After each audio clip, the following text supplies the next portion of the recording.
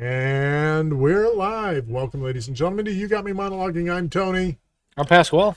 I'm Joey. I'm Grognard Todd. We did that in a nice little X pattern there. And everybody, shh, quiet. There's an assassin in our ranks. Very careful. Be very quiet. Is it because of the HUD? You hunting a rabbit? Somebody just said something, but I don't know who it was because they're an assassin and they're hiding in the shadows. Oh, Joey's here. Hey, Joey. How are you, buddy?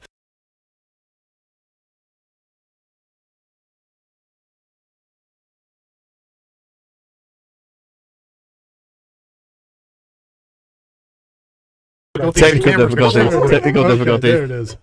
Wow, no, Did Joey freeze again? I like it when Joey freezes. No, that was I was trying to figure out why I wasn't hearing anything through the headphones.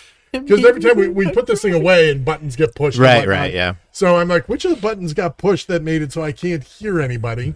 And so I went and I'm like, did it get turned on? I turned this way up, so when I found the right button, all of a sudden my eardrums just blew out. It's a good thing I didn't have the headphones on, then Right?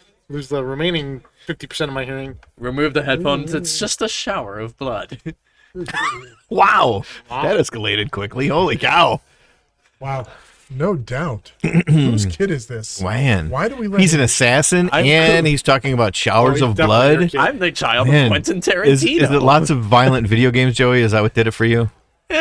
I mean, Well, looks also, like you know, about violent Borderlands. TV and stuff. Violent TV, yeah. I mean, was it Marilyn Manson? Do you listen to a lot of Marilyn Manson? No, but I watched all 8 seasons of Game of Thrones. Game of Thrones did it to you? That made you? And Kill Bill. And Kill Bill. That's what weaponized you. Dude, you were like 19.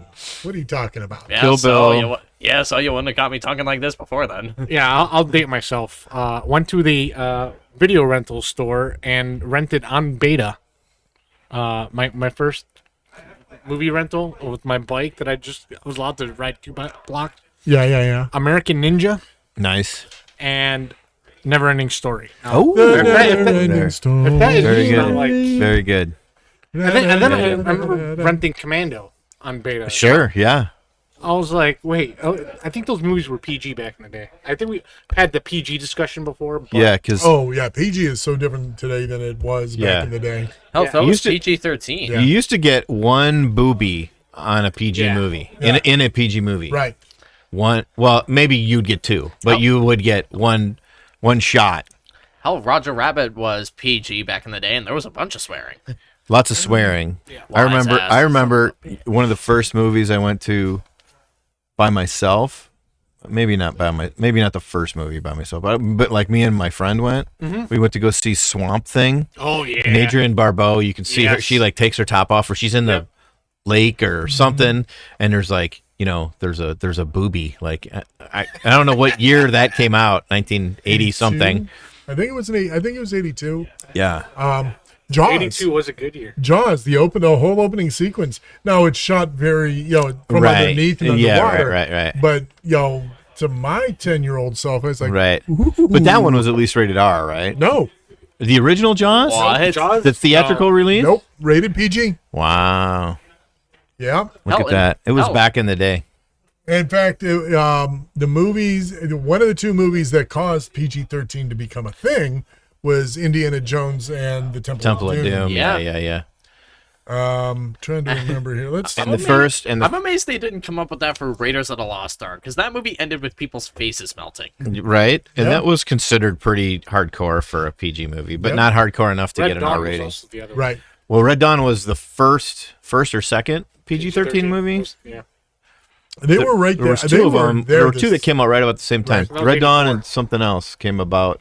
Yeah, it was. about that It time. was Temple of Doom. Honestly, that's my only Oh. regret. I was born in Oh, 81. those I were the wish I 2 was that were born 1 and 2. Yeah. I Yeah. want to say 72 or something. You don't remember when you were born? No. I remember when I was born, but Well, you movies don't that define- remember when you were born, but you know when you were born. Exactly. I don't remember when I was I don't born remember either. coming out of But- the tunnel. Right, exactly. I just remember it was a bright light. And just like in Poltergeist, speaking of 80s movies, they said go to the light. So that's what I did, and here I am. Yeah. It was like the egg sack in Alien. Isn't that the is that the theory that when you die you see a bright tunnel? Yeah. and the bright tunnel is you being reborn and reincarnated. Yeah, That's when you come back out. Isn't that a theory? Buddhist. Oh, It's God. not a good theory, but it is a theory. We've taken a weird turn here, really, haven't we? It's been. I apologize. I really went down a weird. Started all right. fast, didn't all we? good. We really hit the ground running on this one. Oh my! I haven't had a drink of alcohol in 3 weeks. That might have something to do with it. sober Todd. Sober Todd has weird. He's thoughts. having withdrawal symptoms. Sober Todd. No, that was 2 weeks ago. Sober That's Todd the only has weird downside. I feel like thoughts. I'm drinking less because we're not at Tony's basement. Right? Yeah. No, you're not thinking it. We are drinking less because we're not in Yeah. Tony's basement. Honestly, Todd, you're about you were my drinking buddy. Right, yeah. If I wasn't drinking with you, I'm generally not drinking. Right. Yeah. Yeah. If I go up to hang out with my brother, then I'll do some drinking Sure. there. But it was Yeah, nice everybody because it's needs like, some hey, Todd, it's like we're playing a game. You want to drink, Tony? Yeah. I don't just mind have a if I do. little drinky poo. Nothing wrong with that. I wasn't getting drunk. No. Yeah, once or twice. Well.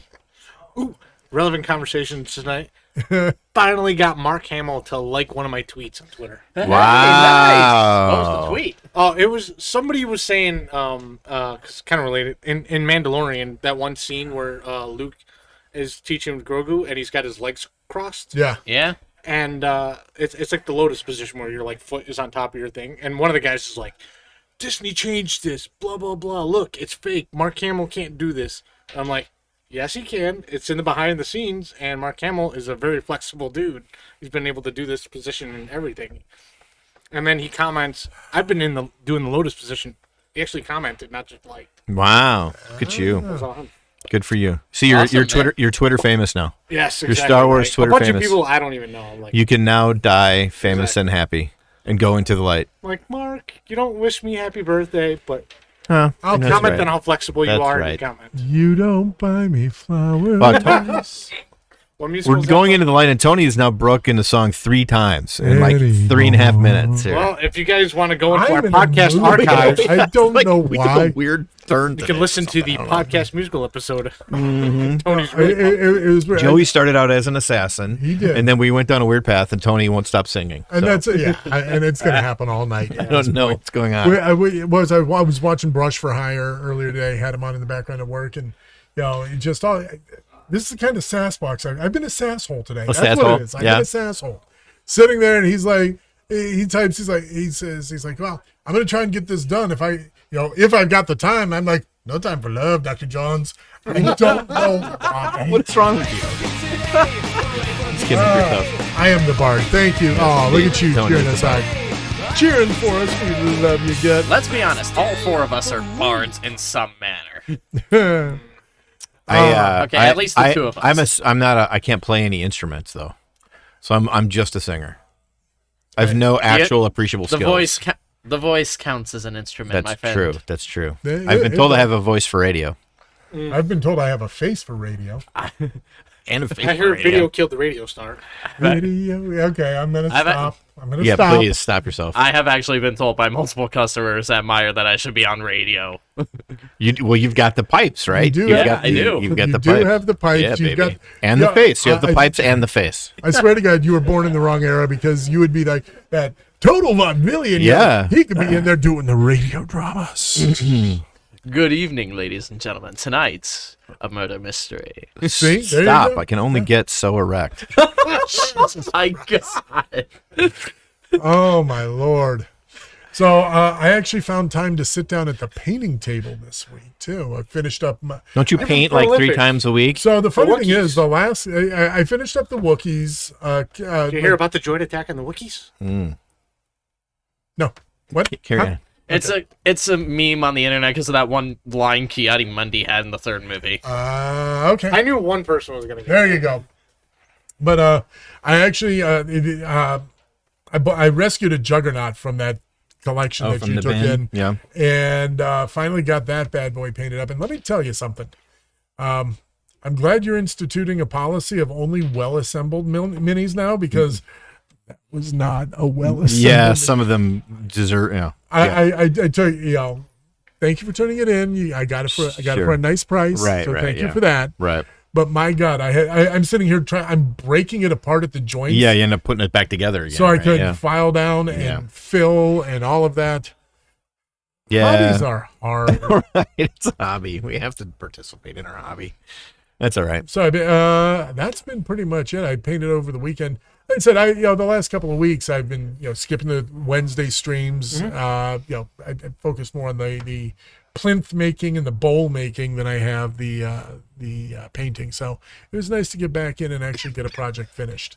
And now I'm driving myself crazy trying to light up a model for Legion because it looked too cool not to put lights into it. There's those kits have always been out there, and they're always really super cool. But the only couple times I've ever looked into it, the amount of time and effort it would take to make one model look really cool for the few times I'd ever use it, it's totally got to be a passion project, right? Just a hobby kind of thing, just something you're doing just for yourself. Every once in a while, I see people do like a whole army for a tournament or whatever, and that's cool. I just keep going. Oh, do I want to actually learn? 'Cause I don't know anything about anything. Well, wiring or any of that. Like, do I want to do any of this just so I can get into lighting minis? Yeah, right. And you can buy kits too. Like some guys have done their own kits where here's how to light a Land Raider for Warhammer 40K, right? But it's kind of more fun to learn how to do it yourself. And when I worked at Hobbytown USA, we did a lot of, not for 40K necessarily, but we sold all the stuff. Like we were kind of a mini Radio Shack and sold a lot of that kind of stuff so you could do those kits. They're kind of cool. Yeah, they are. I'm lighting up my AA5 land speeder, the speeder truck, just because it's so big and it was screaming out for red lights on the interior. Is there enough room inside to do things? There is. So I figured it out. The hardest part that I was having was trying to figure out how I wanted to light the cockpit, right? Because I found the perfect spot right above the door. There were two nice big open spots. I'm like, I can drill that out. I can put the LEDs in there and it'll light up the cockpit with this beautiful red light.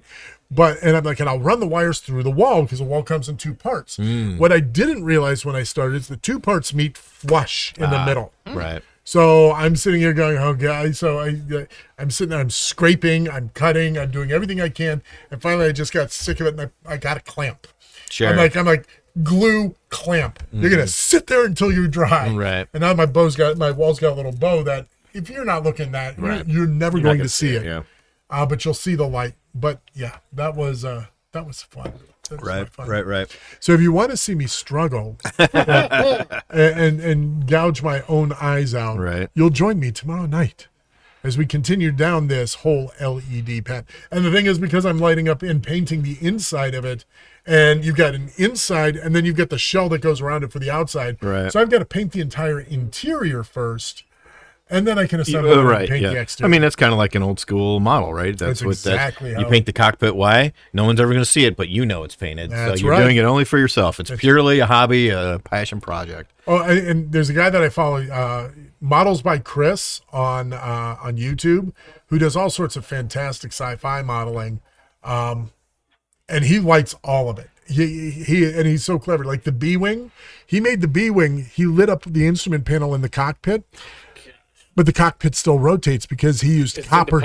He used copper tape inside so that when it spins, I was like, "Oh my God, you are a mad genius, and I hate you." Yeah. Well, just wait till you see those use the Raspberry Pi, and it's a little bit more. Oh no, he does. He uses Arduino. He uses little things so that he can. He creates his own buttons on the platform. So. Button A will just light it up. Button B will shoot the cannons.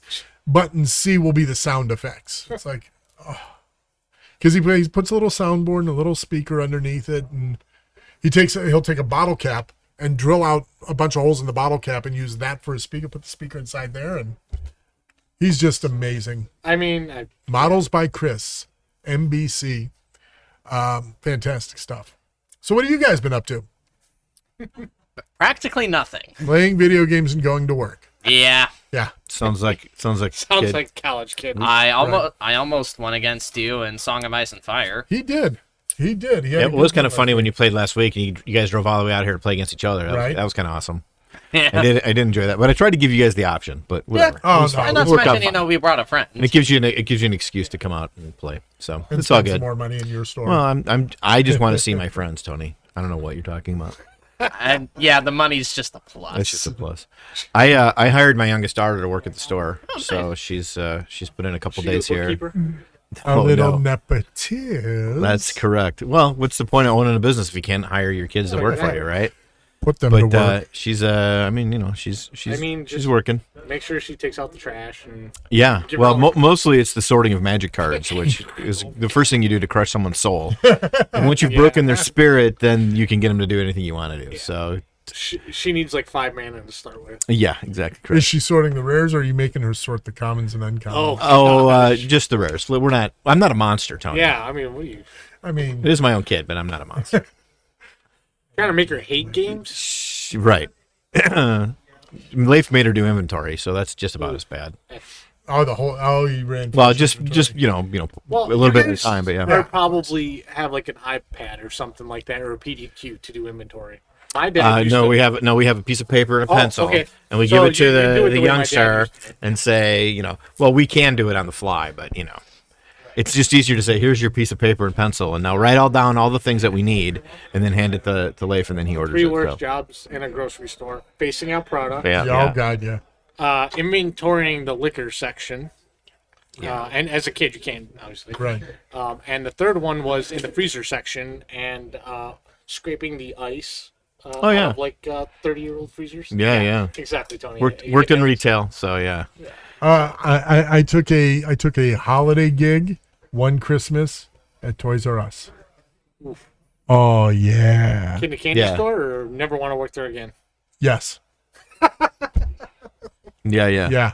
I mean both. The cool thing was because I didn't even work out on the floor. I worked. I'm like, you know what? I'll work the back room. I'll work the stock. That's fine by me because they let me get all the new Star Wars toys Yeah, when they absolutely. dropped this. I Right. could get in there, and that's how I got my 12-inch Obi-Wan Kenobi that back in the day was worth $80 and now is worth $5. So Yeah, the Good job. 12-inch Obi-Wan Well done. Kenobi. what's that? Well Yeah, done. the 12-inch Obi-Wan Kenobi. I do. Where is it? I wish I was that much of a man. Right. Mine's only half that. Wait, hold on. Is it Ewan McGregor or Alec Guinness Kenobi? Does my wife know that? It's just Alec the Guinness. fact that he's entirely oblivious to this. Right. He's not paying any attention. It's all right. He gets it. He's just being coy. Good for you. You got way too You- excited over that. You and your 12-inch Obi-Wan Kenobi. Enjoy it. Anyway. Anyway. and Oh, there we go. And Joey caught up. Why? Wow, I almost needed a calendar to Hey. track that timing. Yeah, right. Hey, it's better to have a Obi-Wan Kenobi than a Yoda. Let me tell you right now. This is true. Or, Yeah. or in your case, a Babu Frick. Oh, wow. Wow. Hey. Babu Frick. What does he say? Does he have a line? Does he say something in the movie? Babu Frick. He just says, hey. Well, he has a few lines, but they're almost unintelligible. Apparently, he's going to be in the next season of Mandalorian. Oh yeah, As well. his Oh, species. is he not the one? Didn't he die? Well, the No. Mandalorian takes No. previous. Yeah. Babu Frick happened. Oh, he was in. That was in the Episode 9. movie, Yeah, he not was the in- TV show. Yeah. Yeah. So he was alive. I think then. you might have been thinking of Queel. I don't know. Who knows? I don't know any of their names. Doesn't matter. Queel was the Ognat from season 1. Oh, the what? The not Nick the Nolte's character. Dragonawata? Queel. Oh, the gnome-looking guy. Yes. Yeah, that guy. Yeah, same He was species as the dudes playing hot potato with 3PO's head in Did episode he? 5. Did he die? Yes, he did die. He did die. Okay. Yes. Nick It's so Nolte funny. is I dead. actually Nick Nolte thought died. they put Nick Nolte in the makeup and like just kind of did the shrinking effects from Lord of the Rings. Right. Right. Actually, Well, that is kind of so- what they did. To a degree, he was only in the makeup for the close-ups. Okay. When That's you why I can see always his thought like face. that looked like Nick Nolte, but I know Yes. I know the performer that did the full body. Right. They did something. I recently found out when I was at Fan Expo that Anakin Skywalker, Hayden Christensen, is only in the Vader costume in Obi-Wan, which we'll talk about here in a Oh, moment, for the close-ups. for the close-ups. When they they did the What? the mask thing. You serious? Well, there yeah, was there were two extras. There were two. And they do saw that that with photo. all of them. I mean, same thing with Mandalorian, and what's his face is Well, never David hardly ever in Prowse, that outfit. I mean, it was like the man drawing the show. Like, he was the one in the suit. Only in a close-up of Revenge of this.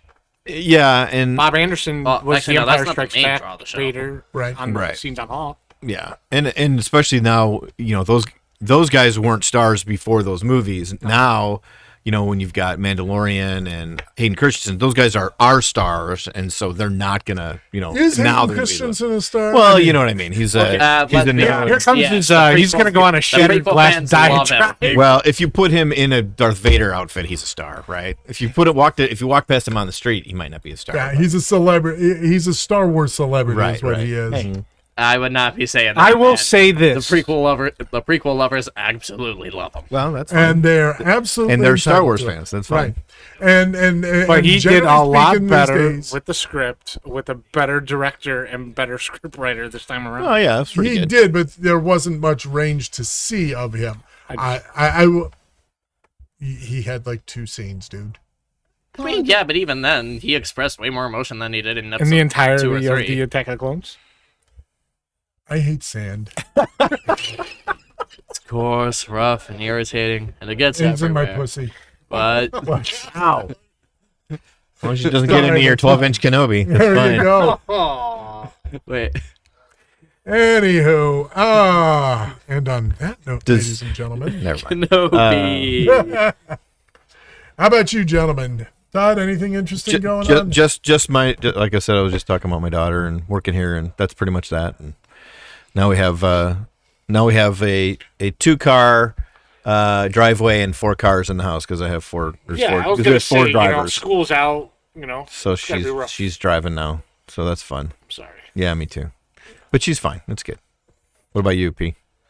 I just finished The Last of Us. I was telling Joey. Other than that, That's a video game. Really TV good. show. that's I don't play many. You know what? I don't play. Was that a TV show? Nope, video it's game. going to be with It's Pedro going to be. Pascal. It's going to be a TV Wait, show. Pedro Pascal's gonna. Where's he been? I don't know. Yes. I didn't even know what it was. So Holy don't crap. look at me. Wait, and you- it's like a post-apocalypse, Yeah, zombie type okay. thing. They did start filming it. It's part of the reason why Pedro Pascal isn't in the There's a lot of reasons, but that's why he's not in the armor a lot, unless for the close-ups, because he was actually filming for HBO so at the time. That's cool. who's been cast for Ellie? I'm sure you can look it up. I'll look it You up have while the we're- world of knowledge at the your internet fingertips. to the Google machine. Because despite what the song says, the internet is not just for porn. Anyway, Also doing home stuff, trying to figure out how the you hell show. to afford doing it in the house in this day and age. Yeah, me too.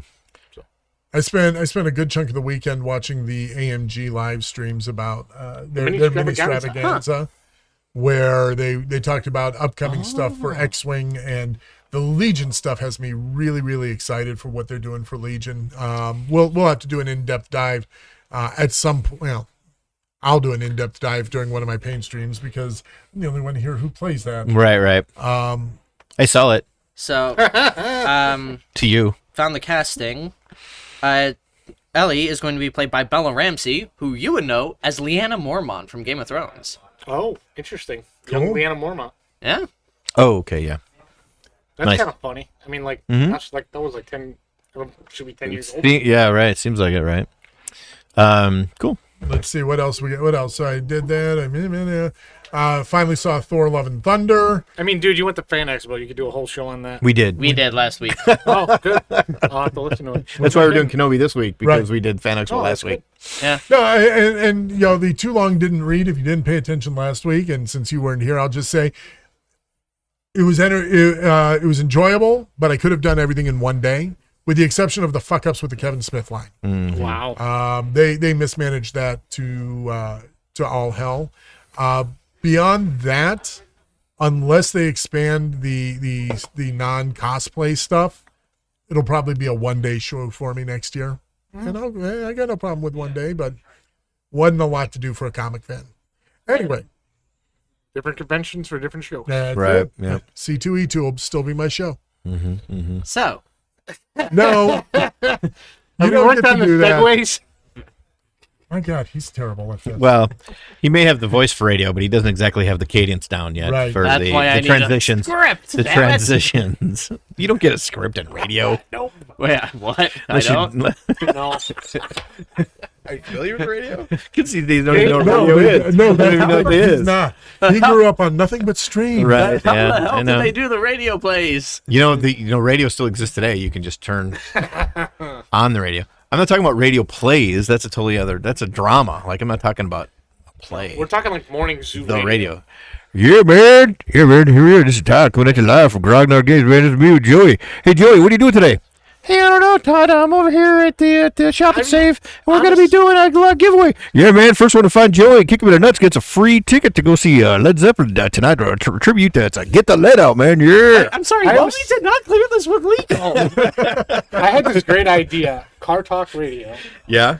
but set in like a Star Wars universe. So it's like grumpy old mechanics, like Talking about all of the different Star Wars. Well, just like I got to Hey, did you hear about the new I think T-15s? we do like exactly. a live action Waldorf and Statler right here. Sure, right. We got the two perfect grumpy grouses that would be perfect for that.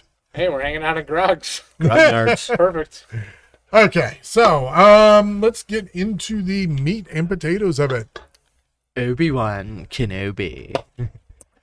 So, well, first of all, I want to kick this off by saying apparently Disney's going to, Disney's going to have a presence at San Diego Comic-Con this weekend, this upcoming weekend. So I'm kind of looking forward to seeing if I think it might just be Marvel news coming, but I'm hoping they'll drop some. If anything, there's going to be Andor news. Yeah, Andor Andor's apparently August. the Acolyte has started filming, And maybe we'll get... they tapped a showrunner. And maybe we'll They get... tapped the showrunner on that. That's Leslie Hyland. Yeah. What they started filming is that Jude Law one. And maybe we'll get some news on the Ahsoka show. What's Acolyte? Acolyte is still nebulous. It's supposed to take place in like the High Republic or like older era, and I really don't know much about it. Gotcha. I'm kind of going in blind. So there's not Yeah. like a main character or anything. Yet. No, nothing that we know of. That's kind of what's intriguing But it's for me. it's not post Return of the Jedi, which is what all the Disney shows have been, or Kenobi. Yeah. So it's a completely different era. Gotcha. Potentially completely original characters. Yoda, you'll get Yoda. Because he's the only one old enough to have actually existed back He then. was a right? Jedi for 800 years, so Right. Yeah. you have to go back. Ooh, maybe Yaddle. Yeah, maybe. So, but yeah. But yeah. I'll be happy to start getting stories that exist, and it's kind of the only problem that I had with Kenobi. You were so hamstrung in where you had to end this, right? Yeah. I mean, that's prequel.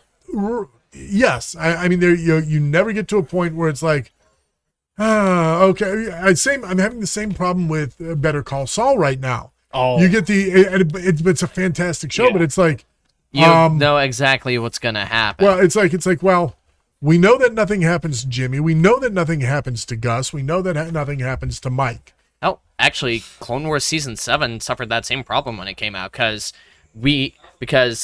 but you don't a know lot what's going of- to happen to Kim. I mean, that's the intriguing part. That is. the finale for Clone Wars mainly is Ahsoka and Rex trying to escape the Venator. The trouble is, thanks to Rebels, we know they get out just fine.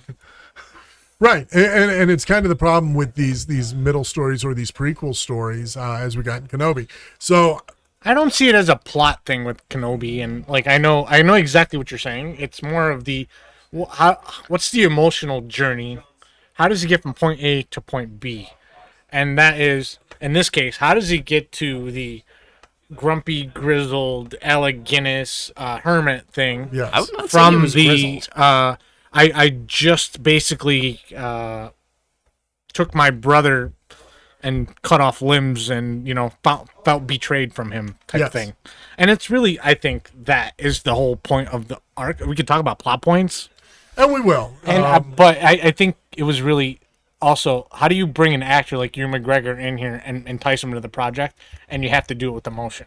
I'm not saying yes, you're right. There has to be that growth, that journey. But the problem is the most visually breathtaking, what should have been the most high tension moments in the show. Mm-hmm. It feels a little flat just because all right. Let's start at the end, right? The big fight The best between place to Obi-Wan start. and Vader buries him under a mountain of rubble. But he can't be dead. Why? He's in the next movie that's been out for 45 years. And hell, we know the encounter isn't even over because there's Yeah, still but- 40 minutes left in the damn episode. That I'm less concerned about. But when you have this, it kind of takes away from that tension. You're right. The growth is there. That's what I loved about this story. Yeah, but the big surprise in that scene to me was like the element of forgiveness of like Vader basically saying that it wasn't Kenobi's fault. That was the intriguing part of that scene. Yeah.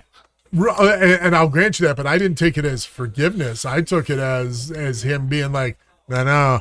Well, it's not forgiveness. It was letting Obi-Wan off the hook. Yes. It wasn't forgiveness. You're right. Well, Obi-Wan being able to let himself off the hook. That. Okay. Because Anakin still hates him, but he's Oh, going, absolutely. But at the end of the day, he's going, you didn't do this. Yeah, you could legit see him smiling through the crack in the helmet. Yes. That is creepy as hell. Best acting of Hayden Christensen's career. And stay tuned for our Patreon podcast where Tony reviews Hayden Christensen in Shattered Glass. With special guest, Hayden Christensen. And my wife had such a crush on that kid. I think Anyway. that's really what it is. Yeah. Jealous. Well, all the Little green. for the most part, the guys on her list, they all have a look. Dark hair, dark eyes, olive complexion, except for this pasty white boy. Right? Wow. I'll take that. Anyway, Guess what? And Legion prices are gone through the roof. so Todd, let's start with your overall impression. So I'll make a comment on what you guys were talking about there. So you were specifically, Tony, when you're talking about, there's, in any kind of a prequel where the characters are going to survive, you lose a little bit of the kind of risk of death, right? Or, whatever. Yeah, like, what's Fear gonna of harm. happen. You know who's going to survive, right? Well, let me just say, Titanic is probably still the greatest selling movie of all time. And my joke my entire life has been, no, I'm not going to sit and watch Titanic. I know how it ends, right? So, but of course the point There was room on the door, Rose. right, because of course the point of Titanic is not that it sunk. It's what happened leading up to it and the stories within the sinking. And obviously in the movie Titanic, it's all fictionalized, and there are a couple of characters as human beings who existed in real life, the unsinkable Molly Brown and that kind of thing, but they weren't really characters in the movie that you care about. It was all fictional anyway. But you get my kind of extreme point there, right? Right. And so anytime you're watching any kind of prequel, you're taking that out of it. And why do people want prequels, and why do they make prequels? Because you wanna witness the journey. And it makes me crazy whether it's Star Wars fandom or any kind of fandom, because now you've got this kind of spate of prequels that are coming out for both Lord of the Rings and Game of Thrones. Right. The people who make these movies or these shows, they're damned if they do and damned if they don't. Yeah. If you don't put the fan service in there, they say, well, what was the point of making this if you're not going to show me how the person got from A to B? And if they put too much fan service in there, say, all you're doing is making fan service. You're not putting any effort into it. What's your problem? And that kind of makes me crazy when people, same kind of thing when people complain about, there's no stakes for the characters because we know everybody survives. Yeah, we all know that. We all going into it. We're all suspending our disbelief for the movie anyway. Right. One more thing, it's a little. Every prequel is fan servicey, or they wouldn't make it, right? So the whole point is we want to see the emotion and the journey and how they got from A to B, and how cool is it to see Darth Vader and Obi-Wan Kenobi have multiple lightsaber fights in the series. I mean, it's just freaking cool, right? That's that's 90% of why I want to watch the show. I don't care about what's her face, the Inquisitor. Is it kind of cool that she was a youngling and yada yada yada? Yeah, that's kind of cool, and some of that stuff was interesting. I could probably have survived without her storyline, but I was there. I'm there for the Vader, right? I mean, come on, Yeah, I'm there for the fan service, and I love the fan servicey stuff anyway. I don't watch fan service and go, oh, they just did that for fan service. Like, well, of course they did it for fan service. I'm a fan, and I want to see that stuff. Service me, right? That's what I want to see. So I get the point. Like, I understand what you're saying when it comes to, I get it. Like, of course, the giant mountain. Oh my god! But let's be honest. In most movies, what does anybody ever die in movies? Like, plot armor is the biggest thing ever, right? 100,000 lights. Shots get fired by the stormtroopers. and what's her face is standing there in the hallway before she decides to sacrifice herself and kill Tala, to give yeah. everybody time. Like, how many stormtroopers are firing their blasters and don't hit anything or anybody of importance? Right? hit the broadside And then of she a had to kill bomb. herself, right? So Yeah, it's like- everybody's got plot armor. Nobody dies except for when it When makes they need the to. story. And the And I stormtrooper's get it, and aim that's is fine. always shit. And that's fine, and I get it, and it's all good. So I'm like, whatever. I don't care as much about that stuff. But like, it's a good prequel. The emotional moments and the plots of that help redefine what comes after. right, A good one. yeah, Like, Yeah. I struggled a little bit with, like, some parts of the Hobbit characterizations. Because, like, when I went back and watched Lord of the Rings again, like, for instance, I was really struggling with Legolas, for instance. I feel like he was more of a cameo. He wasn't used properly. Now, I thought Bilbo was done really well because when you saw Bilbo in Lord of the Rings and stuff like that, you kind of felt like the gravity of the previous events. So, like, what you're getting taken away a lot of it is like your memories of like the prequels, and you're kind of just applying it through a whole new window. yeah. I guess. Yeah. You're absolutely right. And don't get me wrong, I'm not complaining. I'm just saying, my whole thing. You're allowed to complain. You're allowed to. No, I just like you, seeing Vader and Obi-Wan light Right. those lightsabers up because Episode 4's lightsaber duel is the weakest of all the movies out there, right? Four? Because Oh, you mean The Death Star actual one. A New Hope? in A New Hope, right? Because Alec Guinness was old, and They I mean, it was the first movie they did. They didn't think. They didn't sure- think the saber choreography was going to become such a big part of the franchise. well, no. So There no. was no franchise. Here's the Right. thing. There was no franchise. There was a movie. George Lucas had He's right. said, and I remember reading this in multiple interviews. When they came up with the concept of the lightsaber, he wanted it to feel like it had heft to it. He didn't want it to be like a rapier or this super ultralight weapon. He Because, like, wanted they it- made Errol Flynn movies back in the day. Like, right. So he wanted it to feel. So that's why you don't see a ton of the single-handed twisting, twirling kind of beam. Right, yeah, right. And you get a lot of two-handed lightsaber action, right? He Until wanted- Christopher Lee. like when the lightsabers are touching, like there's almost like a gravity of like them keeping each other together. Right. and that was intentional. But again, seeing Obi-Wan and Anakin go at it again, Darth Vader go at it again. I like the fact that they use this episode to tie some things up and make things a little bit neater to satisfy those nerds who have to and they have to have every little thing. Well, why did he call him Darth? That's not his name. That's his title. Only a master of evil, Darth. Right. Yeah. And so they tied that up in a nice, neat little bow for him, because we know if there's one group of people who hate Star Wars more than anyone, Star Wars is fans. Star Wars fans, Right. because we just can't Yeah. be satisfied. Can't get out of your own way. I know. Gatekeeping. It's like that. But no, I don't even think it's that. I think it's this level of self-loathing, because you know what? I did it for years too.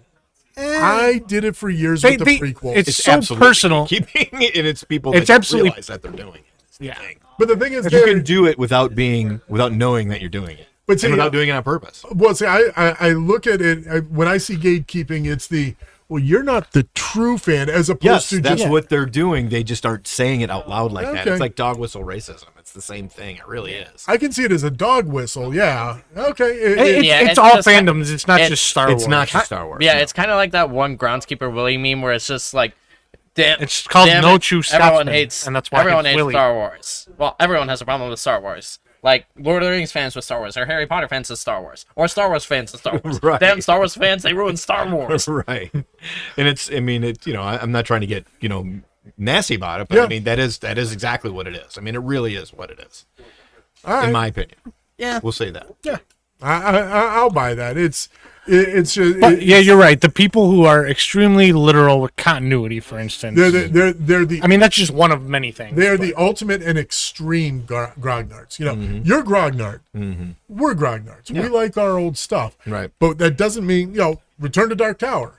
We didn't sit here going, the old Dark Tower was so much better than this. Right. You know, it was Past does not prevent you from enjoying, right. Yeah. Honestly, for me, it took Joey to break my mentality of that with Star Wars, because I was a prequel hater. I mean, outright, it's like, okay, yeah, I want him to make more, so I'll buy these freaking movies and I'll buy these freaking DVDs because I want them to keep making more movies because they've got to be better than this. It is always somebody else, right? Because I will say, so for my birthday, I forgot to tell you the one cool thing that actually happened to me in the last few weeks. I got to see Return of the Jedi with Chicago Symphony Orchestra being played downtown. And so we watched that on screen, and then so we ended up watching Star Wars: A New Hope, Empire Strikes Back, and Return of the Jedi before we went. She came, I was like, okay, I would like to see episode 1 now. So we popped in, like, she's now wanting to watch the movies in release order. I'm like, Yeah. it's just fascinating now to, like, enjoy that with someone who has no recollection, like, all this history of EU or any of that stuff. Right. And just kind of, just see it, like, as a child's eye, even if she is an adult. Yeah. Yeah, and it took Joey loving Phantom Menace as much as he did when he was young for me to come to grips with, okay, this isn't for me. This isn't meant to be for me. And that doesn't mean that I can't enjoy it. I enjoy moments in that. Phantom Menace, those lightsaber duels, the character of Darth Maul, for as little as he did. Some of the greatest stuff ever, right? Yeah, I mean, I still love the pod race. Yeah, And still the one of the most popular Padres characters of all time. Right. and they didn't do much with Maul in episode 1, but when Clone Wars came around, he Well- became one of the most interesting characters in the franchise. Well, and and that's what's fascinating, because George Lucas, with episode 1, when he wrote Darth Maul, he intentionally cut Maul in half because he didn't want to have the same kind of issues that they saw with Boba Fett, because Boba Fett was such Ambiguity of the Sarlacc pit. Yeah, exactly. The Marvel Comics in 1984 wrote Was comics Jasper with him. Muriel? No, they Boba Fett escaped. Okay. He escaped the Sarlacc, and they had an episode, and he ended up right back in the Sarlacc at the end of the Are you issue. kidding me? No. He just goes out for a little, siesta. and Yeah, he comes gets back. his he comes out, he's got amnesia, can't remember anything, fights with Han Solo. Han's like, okay, there's a sandcrawler heading toward the Sarlacc pit, and Boba Fett's, his backpack's not working. Han's like, I'll get you out of there. He's like, damn, I remember, damn you, Solo. And Han's got to jump off this, and the sandcrawler goes right back into the Sarlacc pit, so Boba Fett's dead all over again. But they kept- We got to do a whole another podcast of you just basically reciting comic book plots. yeah, right. Pass. ass. Do that when I'm not here. But the simple fact of the matter is, he cut Darth Maul in half because Yes. he didn't want the ambiguity. He forgot about the cauterization effect of the lightsaber. Oh my god. Nerd. So where's he supposed to? If it's all cauterized, where does he poop out of? We'll talk about this. It all Some of gets- that, and not that. You know what? No, specifically. I was gonna The make cut- some but joke, the cut in but half no, that stuff. goes too far. But the whole point was, he wanted to dispatch this villain. He didn't think he had anything interesting, and of course, what he thought wasn't interesting, Right. turns out to be the fan favorite of the. Right. If you have to pick one element from the prequels, Right. it's Maul. Yeah, like I actually remember I showed you a meme recently where it was like a fake George Lucas tweet where it was just like, I intentionally created Maul to be the coolest character ever, and that's why I had to kill him. He was distracting everyone from the trade disputes. Right. Super interesting. Which he should have allowed them to be distracted. Unbelievable. Yeah. So, anyway, that it's. How did we get to here? You were talking about Prequels and stuff. people revisiting things through a Yeah. Oh, right, innocent right. lens. Yeah. And the gatekeeping, because I was the prequel hater. I learned to appreciate them. Are they my favorites? No. My least favorite Star Wars movie of all of them. Okay, my second least favorite Star Wars movie of all of them is Attack of the Clones. I'm guessing because number 1 is Rise of Skywalker. You think? Yeah. I actually liked Attack of the Clones. I mean, like, You it's liked low on Anakin? You liked Anakin surfing on a giant potato bug? I mean, it's low on my list, but I can still find enjoyment in it. A potato what? Potato bug. It's Potato. the actual creature is called a shack. It's one of those like big round bean-looking Is that creatures from the Naboo. beast? The beast fight. No. It's That when would've they're on the been cool if he did green. it in the beast fight. It's when they're on the green Like pasture. surf the- There's Hold on, I got it. I don't even remember it. So it's I'm when he's trying starting to wipe it from my court memory. Padme in the beginning. Oh, I don't even remember that because I anytime I've ever seen those movies, I skip past those parts. So Yeah, that These things. oh yeah, I don't even remember that ever. in the movie. courtship part Yeah, here, is That's so funny. Here you go. You can Yeah, watch. I literally don't remember that from the movie. this is what I'm trying to say. The courtship part of them is important to the story, but That was because the- it's so important, yeah, and you have two actors who Right. aren't given the material and Right. they don't have the Chemistry. gravitas and chemistry, right, that it falls flat. right. And then and honestly, that's what you need the story to do. You need these two people to fall in love. Like all the action bits are fun and everybody remembers it. But like the emotional connection of it before you get to Revenge of the Sith, Right. it's like, how did these two fall in love? Right. Yeah. Right. Well, and I Keith, I'm said lost. from How did we get here? even the very first time I watched that movie, yeah, the only thing that ran through my mind was that old song, "You're an obsession, you're my obsession." Are we up to? Do we have tick marks yet? Are we up to 5 songs? That's Tony's 5 song songs. already. Yeah, but the no, 5, okay. that because I never felt that there was love there. Anakin, yes? because Anakin walks into the elevator going, "Oh, Master, oh my God, we're gonna see her the again." first time. Well, and even when he was a kid, like he was totally right. Right. I mean, it felt forced. There was no Yeah. natural development Right. of any sort of emotion. Right. Yeah. It's Well, he's my gotta my fall in wife love with her, said so- they should have made Anakin a little bit older in the first one, not too like 2 years older, like because like the age gap, like Not only a made 34-year-old dating a Not- 39-year-old, not a big deal. not only made him older, they should have made him a different human being because that actor was also horrible. But just saying, yes. just don't. You're not a bad person, Jake Lloyd. No, I but didn't you're say just that. a bad actor. Just was bad in that movie. It's hard to get good kid actors in anything. And that's so. why, and well, we could segue back into Kenobi and Yeah. stuff Yeah, like right. that. Vivian, Speaking the of person kids. who played young Leia, Oh, she was spectacular. My God. it's just amazing. You compare her acting ability, and I feel bad even saying this because Jake Lloyd's got a lot of issues nowadays. Yeah. And I feel terrible for him, but you could kind of see how comparing apples to apples in terms of child actors, it's a completely different ball of wax. But it also could be script, it could be directing. Yeah, and a lot of that, and I did find myself rolling my eyes a few times while Yeah. young Leah is waxing on and being super duper precocious at That whatever precocious tender age is the- she's supposed to be. I'm like, Right. okay, I get it. Like I've But there sprained is my an element eyeballs. Like, of- I know she's supposed to be precocious, and Yeah. she's got the force, and it's just like some of this is kind of forcey stuff going on when she's still a kid yet, and that's Yeah. Anakin had force stuff when he was a kid, but that's what allowed him to be able to Complete drive the podcast. And Yeah. Leia, that's why she's so precocious. She's got this force stuff going on with her, And why we he got- knew obviously, how to cut the gate, cut the anything and wires everything. for the gates And of in course, episode 5. everything is plot. It's a device. Like I get it. Like, Yeah. but I did find myself rolling my eyes a few times, and that was she did fine. Like she was perfectly fine. Yeah. I think they gave her too much. Like they tried to ram it down your throat so much that look at how precocious, how good an actress she is, how smart she is. Look at all the big A little words bit, she can yeah. use. Look at how much she understands things and fixes everything and runs around like a maniac. I'm like, But I will say- okay, geez, Louise, I get it. I liked that they kind of bait and switched us on purpose because you think Obi-Wan's going to be trapped on Tatooine the entirety of the series. Right, He's going to be a hermit.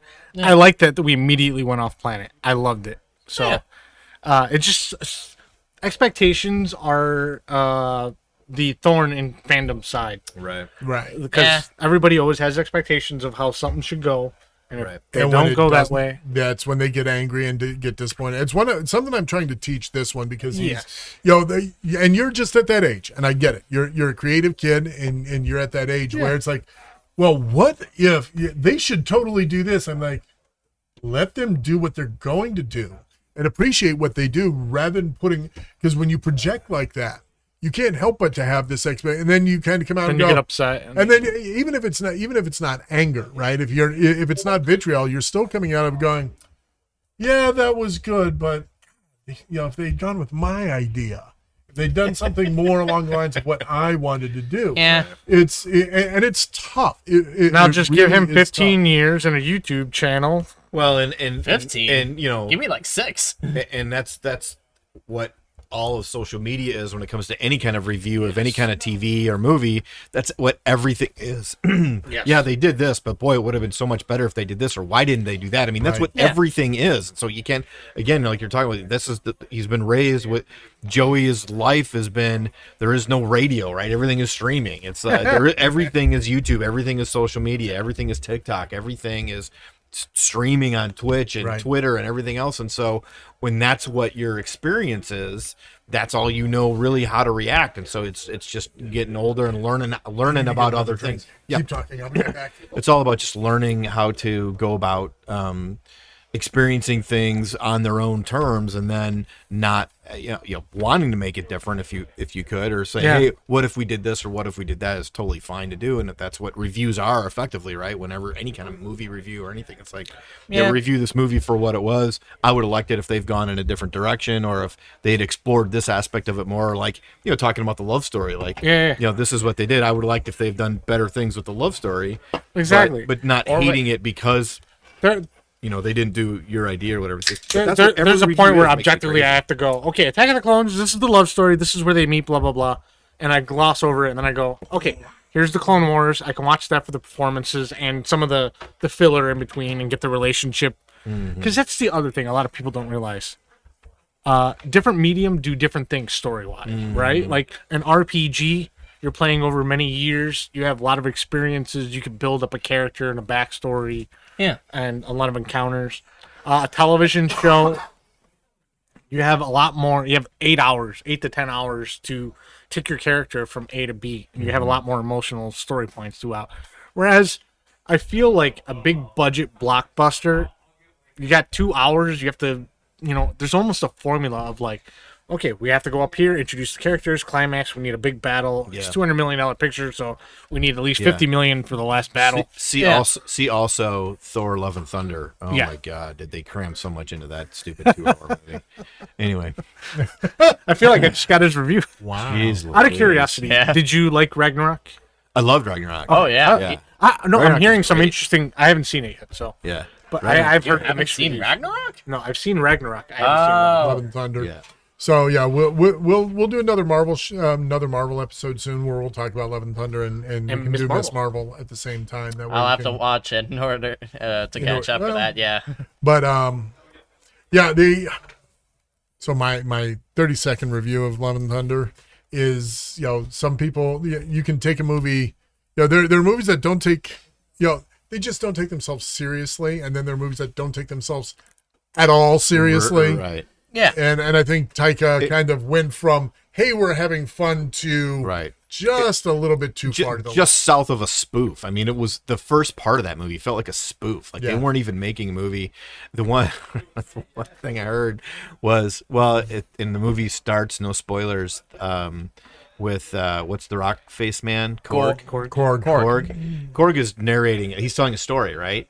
Well, the one, if you consider the entire movie is Korg telling the story, he starts out telling a story. Oh, so it about becomes more Thor. fantastic. If you think about, okay, now The whole unreliable movie narrator? is literally just Korg telling a story. It I could almost see makes that. more sense. You're like, Yeah. oh yeah, it kind of now because Actually, when he's telling the story, he's telling it totally in a kind of a goofy Korg way because Yeah. he's Taika Waititi, right? He's totally goofy. Right. When he's telling everything, he doesn't really understand it. He thinks it's, I'm made of rock. It's all good. I'm just a face now. Whatever. No. Whatever. He's just kind of goofy. So The anyway, one- that kind of made me laugh. The one that's thing I actually think good. most people can agree on is that Christian Bale was awesome as Gore. He was. I wish he had more to do, but Yeah. We'll come back to this Yeah, in a we'll- later episode. we'll come back. That Back was a to Kenobi. tease. That was.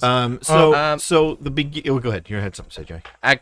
Well, actually, if we're gonna continue on with the last topic, then you can go right ahead. Continue. I was gonna try and do a different one, but yeah. What was the last topic? Well, we were talking I was gonna about kinda we were start over. talking about young Leia and her precociousness. Yeah, and, that's fine. and the only thing I want to say about that is one thing you have to keep in mind with that, and I get where you're coming from. Yeah. But this is also this kid, in universe, is a galactic senator by the time she's Right. Well, she's a princess 18. of Alderaan now. Right. right. Yeah.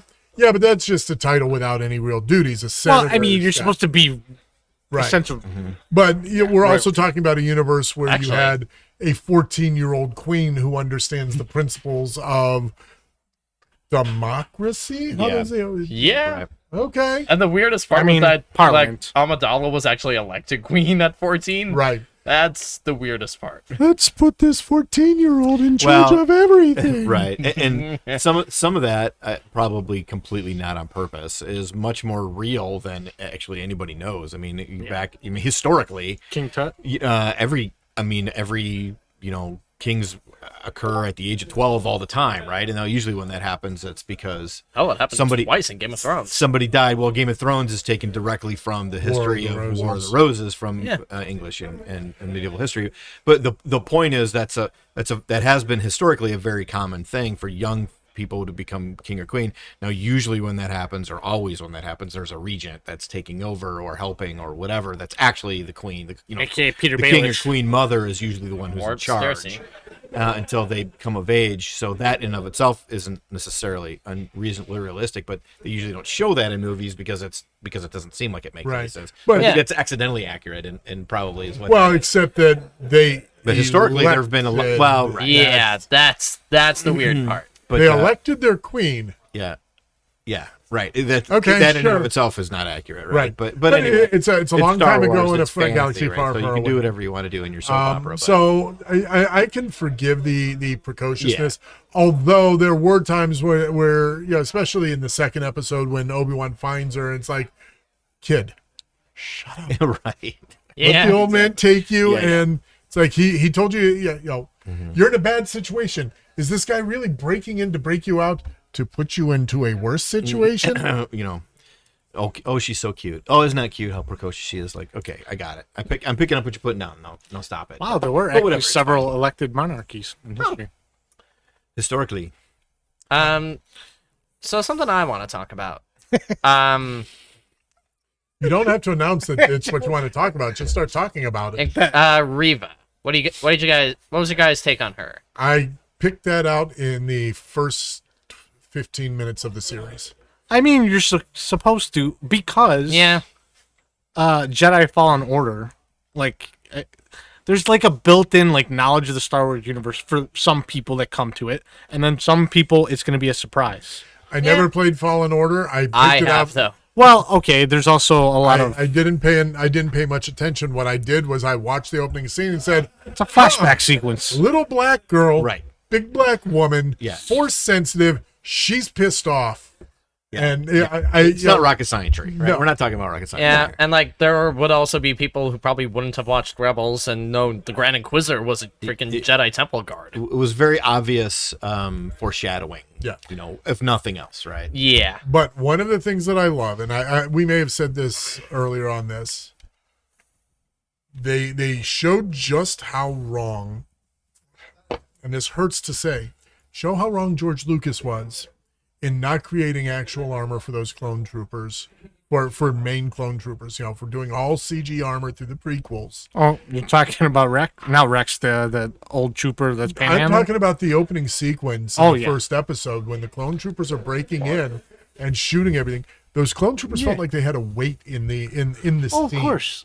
Yeah. That was not there for those CGI troopers that you had early on. This is unfortunately the problem of being avant-garde filmmaker is that you're going to be eventually so far out there that you are not going to stand the test of time. In order to push the technology and have people come up from behind you and do a better job of you is going to be problem one. There's people behind you that are going to do a better job because you blazed that trail.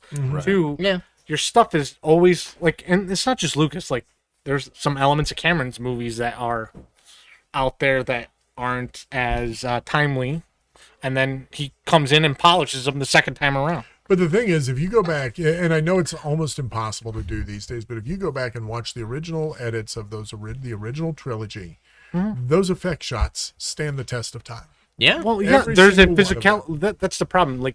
So complete CGI back then did not have the weight and the presence. The shadows are not right. The lighting, You know, they didn't have any stand-ins that they're, you know, that's why they have. There's no mocap back then. You know, nobody knows exactly what you would, how you would move with that kind of stuff. Yeah. I'm absolutely in agreement with you. I love the physicality Right, of it. yeah. I 100% agree. I'm not trying to even defend him. I'm just Right. I know. And look, I love George. Yeah. I love George. Well, that's why the Lucas. Phantom Menace actually stands a better test of time than Attack of the Clones, because Attack of the Clones has way more digital shots. Yeah. Phantom Menace has a lot of miniatures. Well, and that's because they pioneered And the actually- digital camera with Attack of the Clones as Yeah. well. That was, I think, that was Absolutely. the first movie shot 100% On digital, digitally, yep. which allowed them to, you know, and it made it easier for compositing. Right now, you can just pull the scene and drop your CGI into it, as opposed to having to composite the scene the way you always did.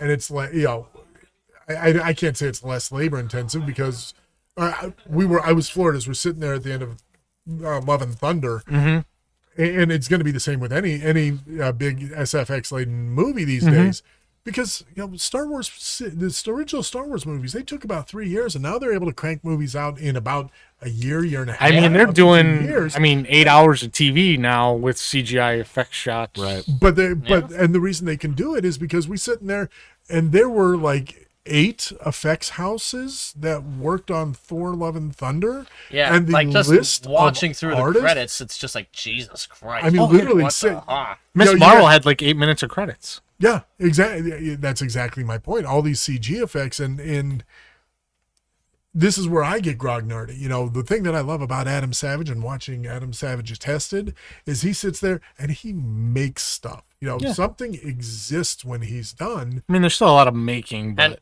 And actually, It's getting less and less because the computer modeling is getting to be better. I and think better. they're actually making more and more with the Vision now, because they're having to make those physical sets in the foreground and put those other things Yes. in the background. And that's where I was kind of going to go with Oh, it okay. too. One of the things, one of the other things that I loved about this was the return to the practical creature effects. Far Yeah. less CGI as far as, you know, the creatures themselves go. Yeah.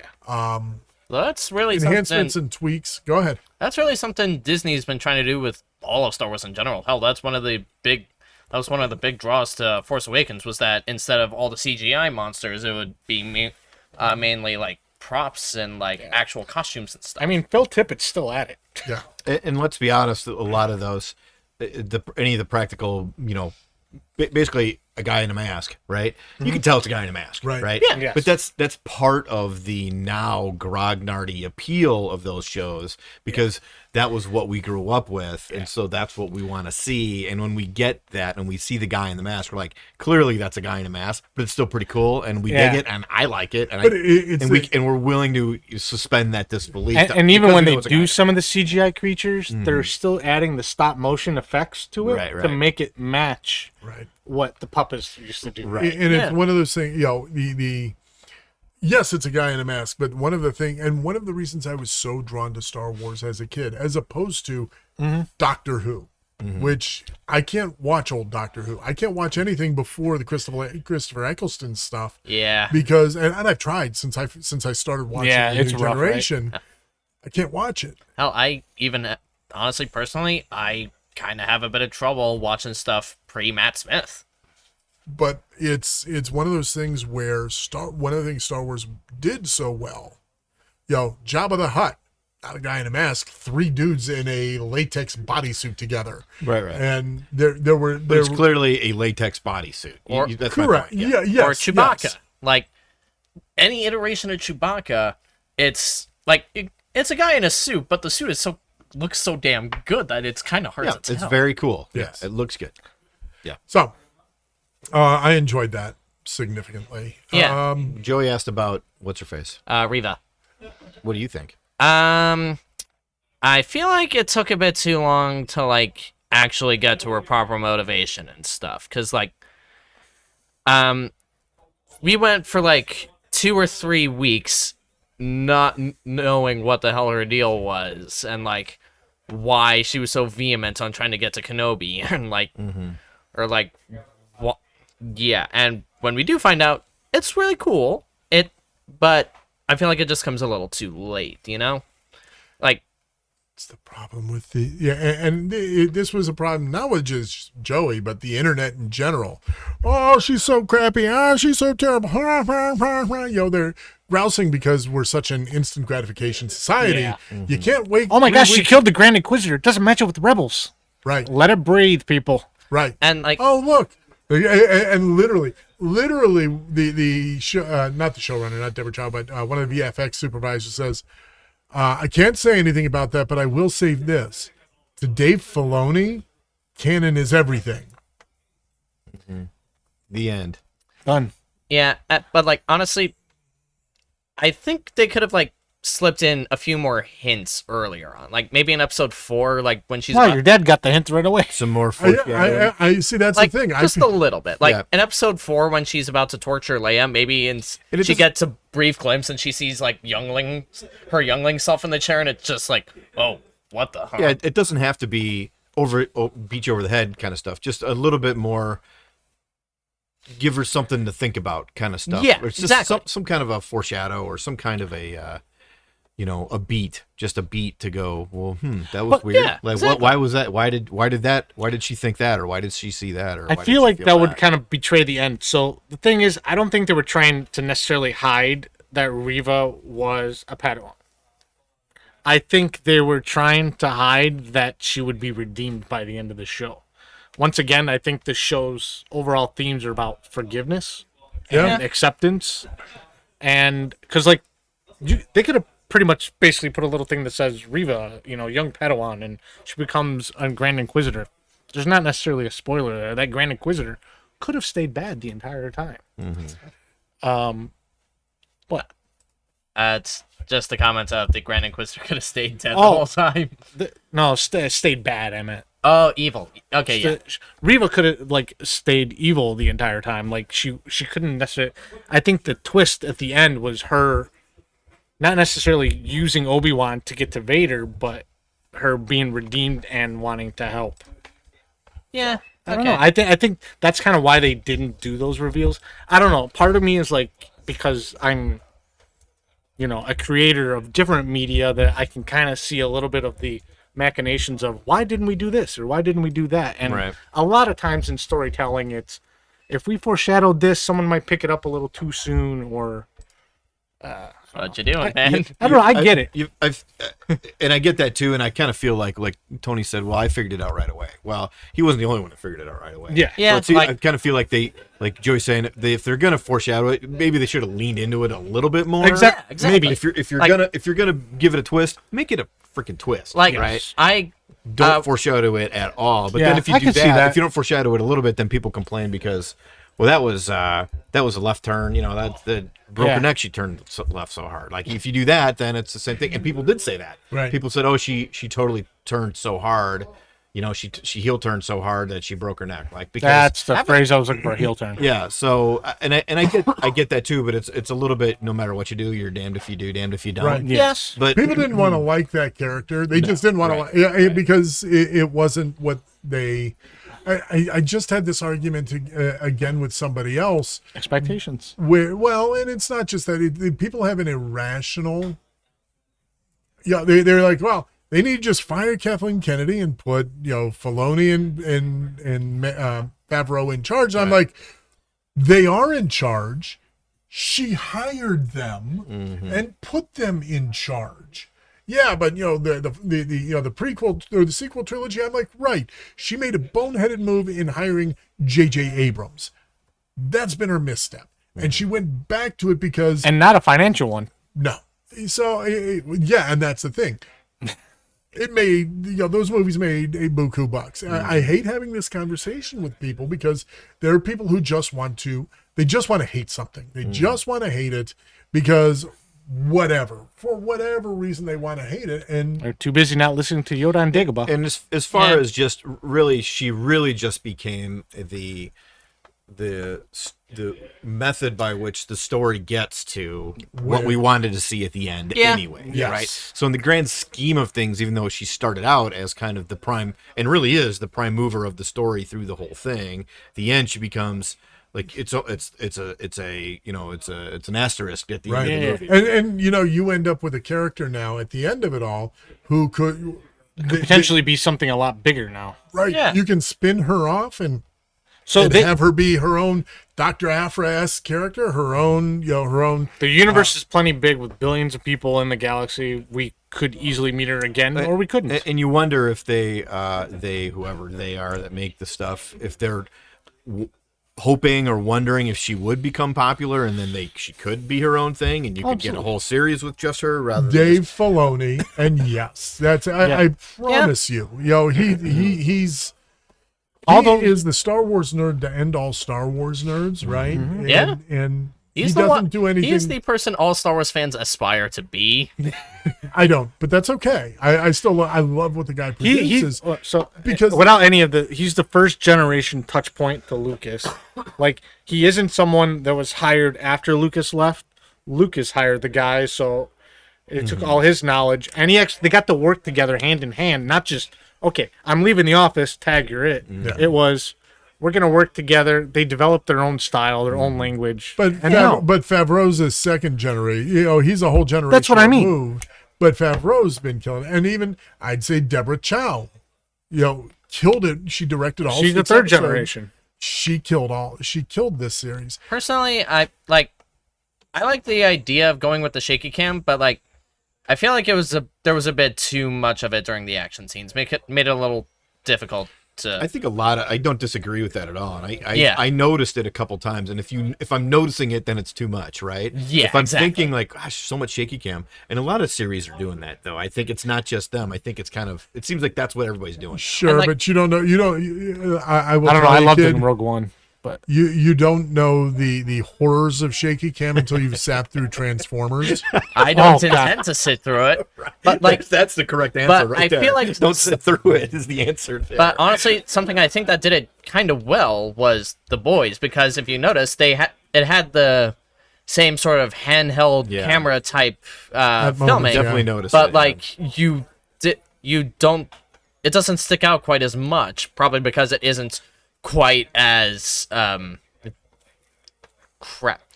It isn't quite as in your face. Yeah. Prevalent. Yeah. Prevalent. You That's do it. notice it for sure. Yeah, Yeah, and it it's a did bit take me more, out of it. and it's a little bit more subtle. But And- with and- Kenobi, And again, for all of you who feel the same way about Transformers as I do, Michael Bay's Transformers are garbage. But yeah, watch Bumblebee.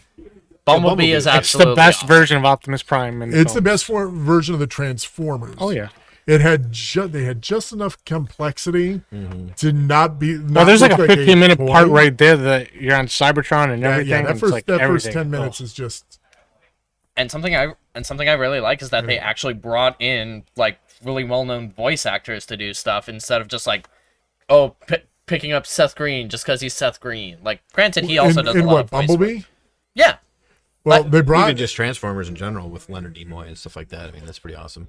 the Transformers voices are the Transformers voices from Frank Welker. Yeah, Frank Welker and wait, even what's- Great Delisle? Hugo Weaving is Megatron, and what's his face? Leonard Nimoy was the one old school guy, and Right. some of the voices are pretty cool. anyway. you I I mean, Shia wanna- LaBeouf makes the movie, but anyway, carry on. I liked Reva. The thing that I enjoyed the most about it is they left her open ended. I could see them killing, and the reason I'm glad is because if they killed her, there was no reason to introduce this new character Right. because Yeah, there's right. so much they could have had Inquisitor stuff nowadays. They could have just slotted in any of those. Second other- sister, seventh sister, Actually- fifth brother. Actually, speaking of I the think this- second sister, there's some parallels to Fallen Order I'm going to want to talk about, but continue on with that for Yeah, now. but you also notice that the use of the mask, she's not heavily masked, and that is to help draw in the audience and relate with her character. Right. They could have easily put her behind a mask. I mean, that was the whole reason Vader's not in a mask. Pretty much all the cool Inquisitors get a mask. Well, pretty much all the Inquisitors get a cool mask, I should rephrase. But Fifth brother except doesn't mask. He has a hat. It's Can't close fit into enough. a mask. Yeah, what's Seventh with the sister goofy doesn't hat? wear it. Yeah, What's with the goofy hat? Actually, Seventh Sister did have a mask. did she? Yeah, it was like the retractable visor type thing. Okay. And to those who are, I want to say this. I'm going to put this out there. Those of you who are complaining about the look of the live-action Grand Inquisitor, because in the cartoon he was very gaunt, And this guy, Well, wasn't he like an alien, like with a giant was. long face or something? Yeah, Yes. Howland. Bruce Spence. You know who Bruce Spence is? Obviously, you might know. Probably. Yeah. Well, he played that alien in Attack of the Clones, and it's like this tall, like Revenge of the elongated Sith. oval. right. It was Revenge of the Sith.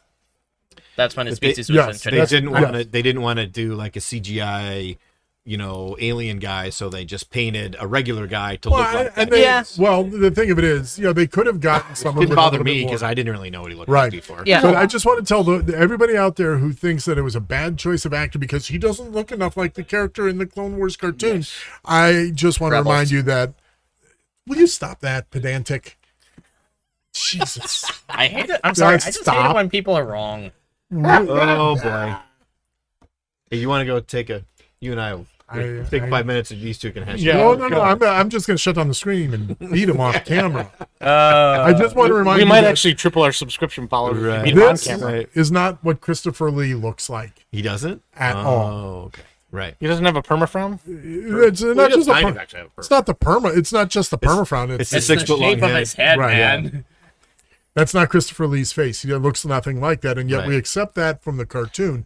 But Does when look a you lot like translate Sauron. from the cartoon to live action, somehow Right. it's like because here, let me and You exaggerate and Pretty much every interpretation of Christopher Lee, for some reason, has the really weird long head. Isn't Snoke like wildly different too, or no? Or am I making that up? What do you mean, Snoke? he's not in the cartoon. There's a guy named Snoke. Yeah, I know, but like, Isn't he in what the- interpretations are you going Isn't on? he Isn't he in the cartoon too? No. Oh, okay. so this See, is I don't what- know. I didn't watch the cartoons. This is what the Grand Inquisitor looked like Yes, in the I've seen that cartoon. before. Yes. So and this Oh, is he what doesn't. I thought he had like a really long face or something. I guess he doesn't. no. I thought Not he did. particularly. Maybe that's the one I'm thinking of. So and this was a fan someone put together. This is what he should have looked like Gotcha. because this is the species that we Gotcha. saw in episode 3. Yeah. And so this doesn't bother me. It's an interpretation.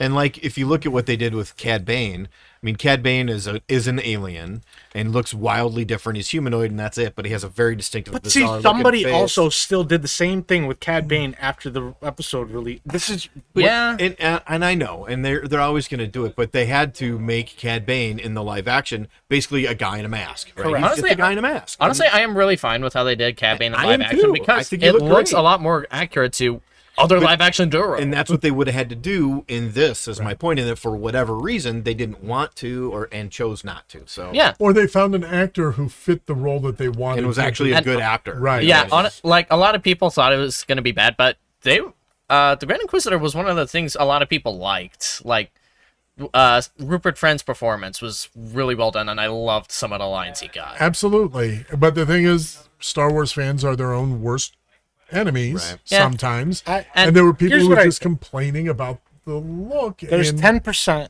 of really vocal, nitpicky, gatekeeping fans. Yeah, For They're every- just, and this is all fandom, not just Star Right, Wars. right. They're magnified because of social media. yeah. The Lord of the Rings fans are the number 2 probably on that list. And Over Star Trek? Actually, Oh, actually. comic book nerd. Wow. and Comic book personally, nerds almost don't count because they're so because it's such a varied. Yeah, it is. It is Yeah. a very. You're probably right. Lord of the Rings 3rd. yeah. Comics then Star Wars then comics. But, it's You're gonna see the Lord of the Rings fans like every time that trailer gets, you can see. I'm already all over it. Yeah.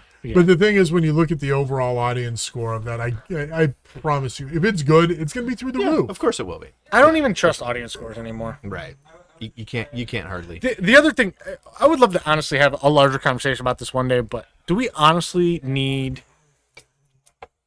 reviews, not just like audience reviews, but like movie, like all the critics Critic reviews? reviews anymore? Do we need as many? Like, there's no longer the eloquence of like a Roger and Ebert, even if I disagreed with them all the Right. time. Right. Like Yeah. now it's just like it was A.O. Scott for the New York Times, Roger and Ebert for the Sun Times and whatever. Well, here's the But like thing. now it's like every possible outlet has like 4 or 5 of them. Like Right. IO9's got you have to batch. find a source that you trust, right? I've got a couple of guys in my various feeds who I'm friends with, whose taste I trust because they, But are you trying to find someone whose taste aligns with yours, or are you trying to find someone who can actually dissect the themes So and I- that's the problem. That's the so it's the challenge. yes, because the way that I enjoy the movie is I can enjoy a movie on many different levels, right? There are so many bad movies out there that I love. Yeah. Roadhouse is the greatest bad movie course. ever made, and I freaking love that movie. Mortal Kombat's terrible, but And it's fucking fun. Right. Wow. Sorry.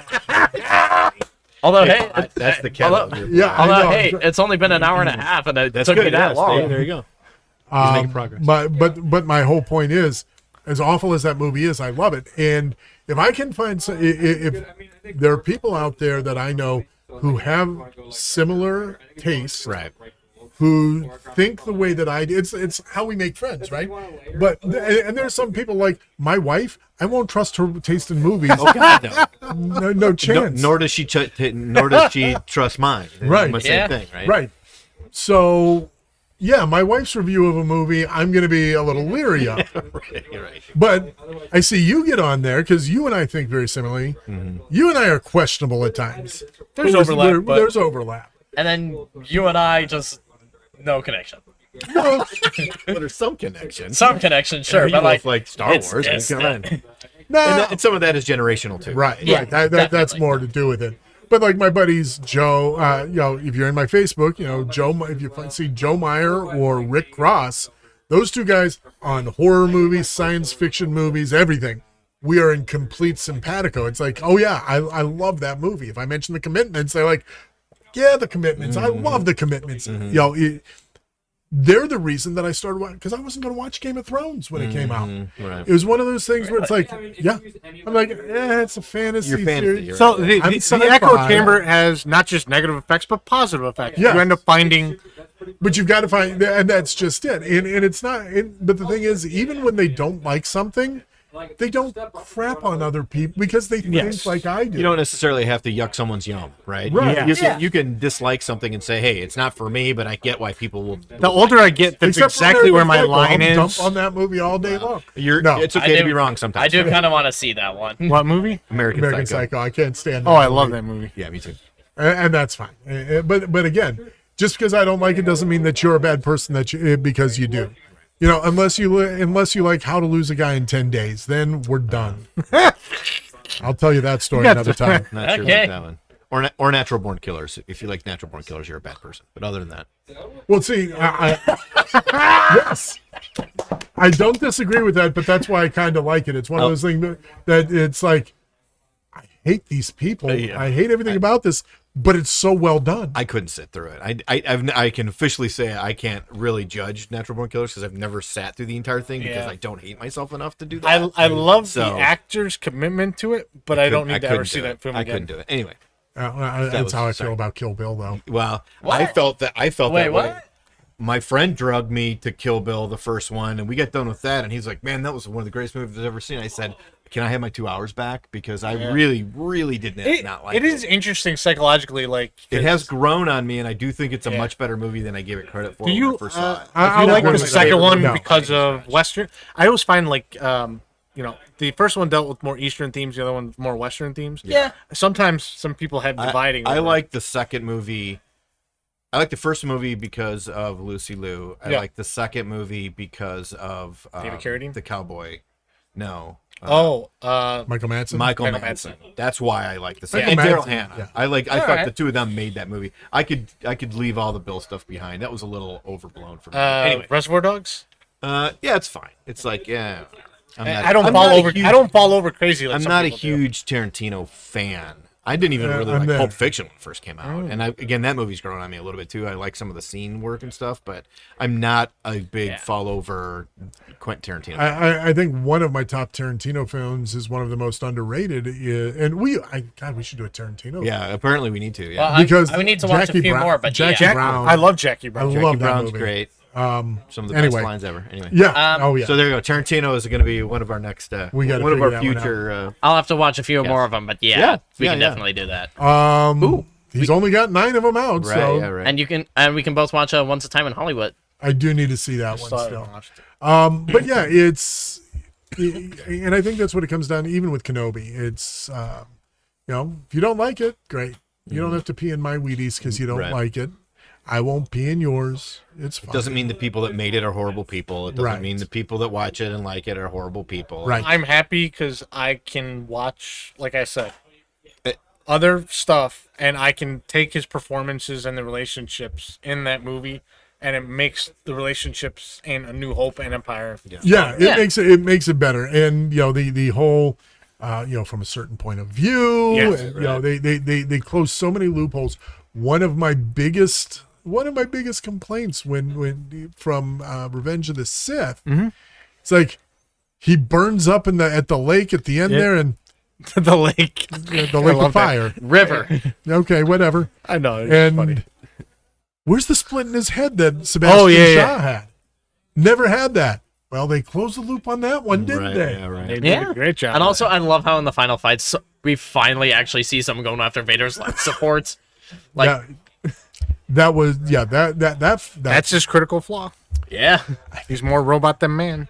Even though it's shorter, I think that fight was so much better than the episode 3 fight. Well, the episode 3 fight was never meant to be a full blown fight. That's They the made thing. it Here, to episode 4. Episode 3. We're talking about the fight where. No, excuse me. he means No, Revenge of the I Sith. mean Revenge of the Sith. Oh, my apologies. That's okay. I thought The you meant 17-minute Kenobi. magnum opus at the end of Revenge of the Sith. Got it. Longest fight scene ever put on film, I think they said. Well, But I like longest it sword leaned fight. into the acrobatic fighting, and they were like more like brothers, and like so it was like a mirror match type thing. I get why they made all those choices, but like I don't hate the lightsaber fight in Revenge of the Sith. I Yeah, just thought I- this one was better. That's oh the yeah, one- absolutely. Yeah, the one in Revenge of the Sith is cool. A little over choreographed, if you ask me, just like a tad, but like still really good. You can't over choreograph either. It's too long or it's not long enough. Okay, no, I mean like the bit where it's like, oh, they're spinning their lightsabers and neither connecting, and then. They were both showboating. Yeah, I Yeah. get you. Okay, yeah. So I posted our stream on my Facebook just to say, hey, we're streaming tonight, and of course one of my Grognard friends immediately said that series sucked. See? Of course. Fine, Wow. that's fine. I don't care. Why And then you Yeah. did it. Fine. they made our point for us. right. Yeah. Perfectly fine. I disagree. I will say I didn't love all of it. Some of the Reva stuff I'm like, all right, whatever. Yeah. Some of the Leia stuff I'm like, whatever. I liked the end. I liked all the fan service. And Most some of of the the fan service. some of the corny elements were pretty weird. Like, in episode 4, Obi-Wan, Tala, and Leia just walking out of the Fortress Inquisitorius with Leia just hiding in Obi-Wan's jacket. Yeah. I love that. But and it's It fun, wasn't meant to right? work. And that's kind of part of it, like pretend like you're supposed to be there kind of thing, right? I kind of dug some of that, and they did definitely put their tongue in their cheek for some of that stuff. Yeah. And it was fine. Like, Star Wars, it is still ultimately Star Wars, right? There is a little tongue in cheek for a lot of that. I mean, you've got As serious as we can get some of the newer Exactly. series, Yeah. you're still you've got the old school droid, humor and Chewie humor, stuff like that. That still exists in that universe. So when they do that kind of stuff, that's kind of paying a little bit of homage to that. Almost, Yeah. you know what I'm saying? And it was also in the middle of chaos, right? Exactly. If Right. you've ever, and you'll learn this if ever you work in a corporate environment, you'll get to a point where it's like people are just so focused on where they're trying to do and what they're trying to do when there's chaos that they're not paying attention to a damn thing around them. I mean, Undercover Boss, who's not gonna recognize their CEO, really? Right. But it works Me. because I don't even know what our CEO looks like. Well, Kylo Ren tried it, and they all knew who he was. Yeah. It didn't work out for Kylo Ren. But that's because Kylo Ren is actively involved in the troopers' daily lives. except he wears a mask all the time. that's So right. how do they know what Matt, the shield technician, looks like? Voice. Anyway, Very funny. But my biggest complaint, and I get where you're coming with Leia's precociousness didn't bother me. That didn't get to me nearly as much. The one part that I wish they could have found a better way to do was a way to end that final fight between Anakin and Obi-Wan without Obi-Wan just walking away from it. Mm-hmm. I get kind of, I wish we could have had that, had that scene, but have them carry on the fight until something separates them, because Obi-Wan went into this going, only one of us is leaving here, Master, talking to, but then at the end, he's like, well, you're impotent now. It's like, no, dude, he's the greatest threat to the galaxy. What are you doing? I get the moment. I get why they did it from a film perspective, but for me, it didn't quite work. Just having him walk away. I think there's a simple way to fix that. Have Obi-Wan receive that, like, those warnings that Revo's coming after Luke, like, early, like, just a little bit earlier while he's still on planet. So,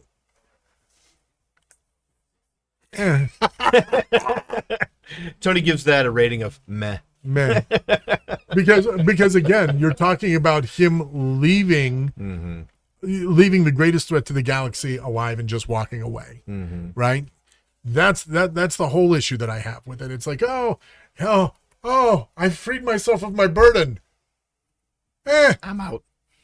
Yeah, See, I realized drop. I left you for dead once before, and you became an even bigger bastard. But I'm going to do it again. And just assume everything works out fine. Exactly. Yeah. You're either going to die or you're not, and That's fine. we'll figure it out. Right. I wish Yeah, they could I have don't found disagree. a better mechanism there. I mean, there's an element of like the Jedi code. I don't know. Yeah, I don't know. Once you like maim again- your enemy, like I don't see Jedi going like, I'm gonna make sure you're dead. Stick it in there. But you want to? He cut a Sith in half, and threw him down a No, Maul did not get thrown down the thing. He was cut in half, and he fell down the thing. Gravity's a bitch. Oh. Okay, he still cut him in half though. Hey, speaking of getting He cut was in half, still intended can I- to kill. Can I just say that Qui-Gon Jinn has got to be the angriest Sith or angriest Jedi. Jedi of all time, because literally 2 people got poked in the gut with a lightsaber and they both survived. And Qui-Gon Jinn takes one measly poke to the gut and then is dead forever. Like, what's up with that? What's up with Okay, that? Well, he so wasn't the intent- guy that What's up killed with the that? guy that kills him got What's up with bisected. that?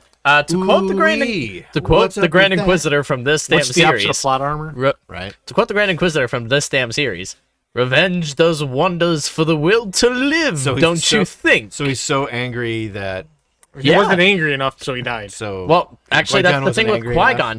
He that's the thing with Qui-Gon. He didn't really. He wasn't one to give in to anger. He wasn't one to give in to like the dark Yeah. side in order to how'd hold that on work that out for long. him? Now he's dead. Now the other thing that I'm just saying. gonna move on from this one. Okay. And actually, since we're moving on, Okay, so since I'm moving on, I want to talk about the thing that annoyed me the most about the show. okay. The fact that, and it's the fact that the 4th episode way too similar to the ending of Jedi Fallen Order. For those who haven't played or watched playthroughs, Thank you. in the ending of Jedi Fallen Order, Hey, Deb. in the ending of Jedi Fallen Order, Cal Kestis breaks into the Fortress Inquisitorius by going underwater and sneaking into a sewer duct, and he fights his way through until he gets to the prison block where he fights the Inquisitor and gets what he wants, and then escapes. And then on his way out, breaks open the glass walls to let the ocean into the building. And Obi-Wan Kenobi, Obi-Wan breaks in by going underwater and sneaking in through the sewer ducts, gets what he wants from the prison, and then breaks glass in the things. hallway to This bring is the ocean in. Right. a damned if you do, damned if you don't thing. Yeah. And it's a different medium. Some people have not played the game, and they want to actually see some of those cool Yeah. visuals. Yeah. That's all. I get it. Not yeah. I mean, I mean, I understand. I agree with understand- both of you. Stand that, but That's all. I never played the game.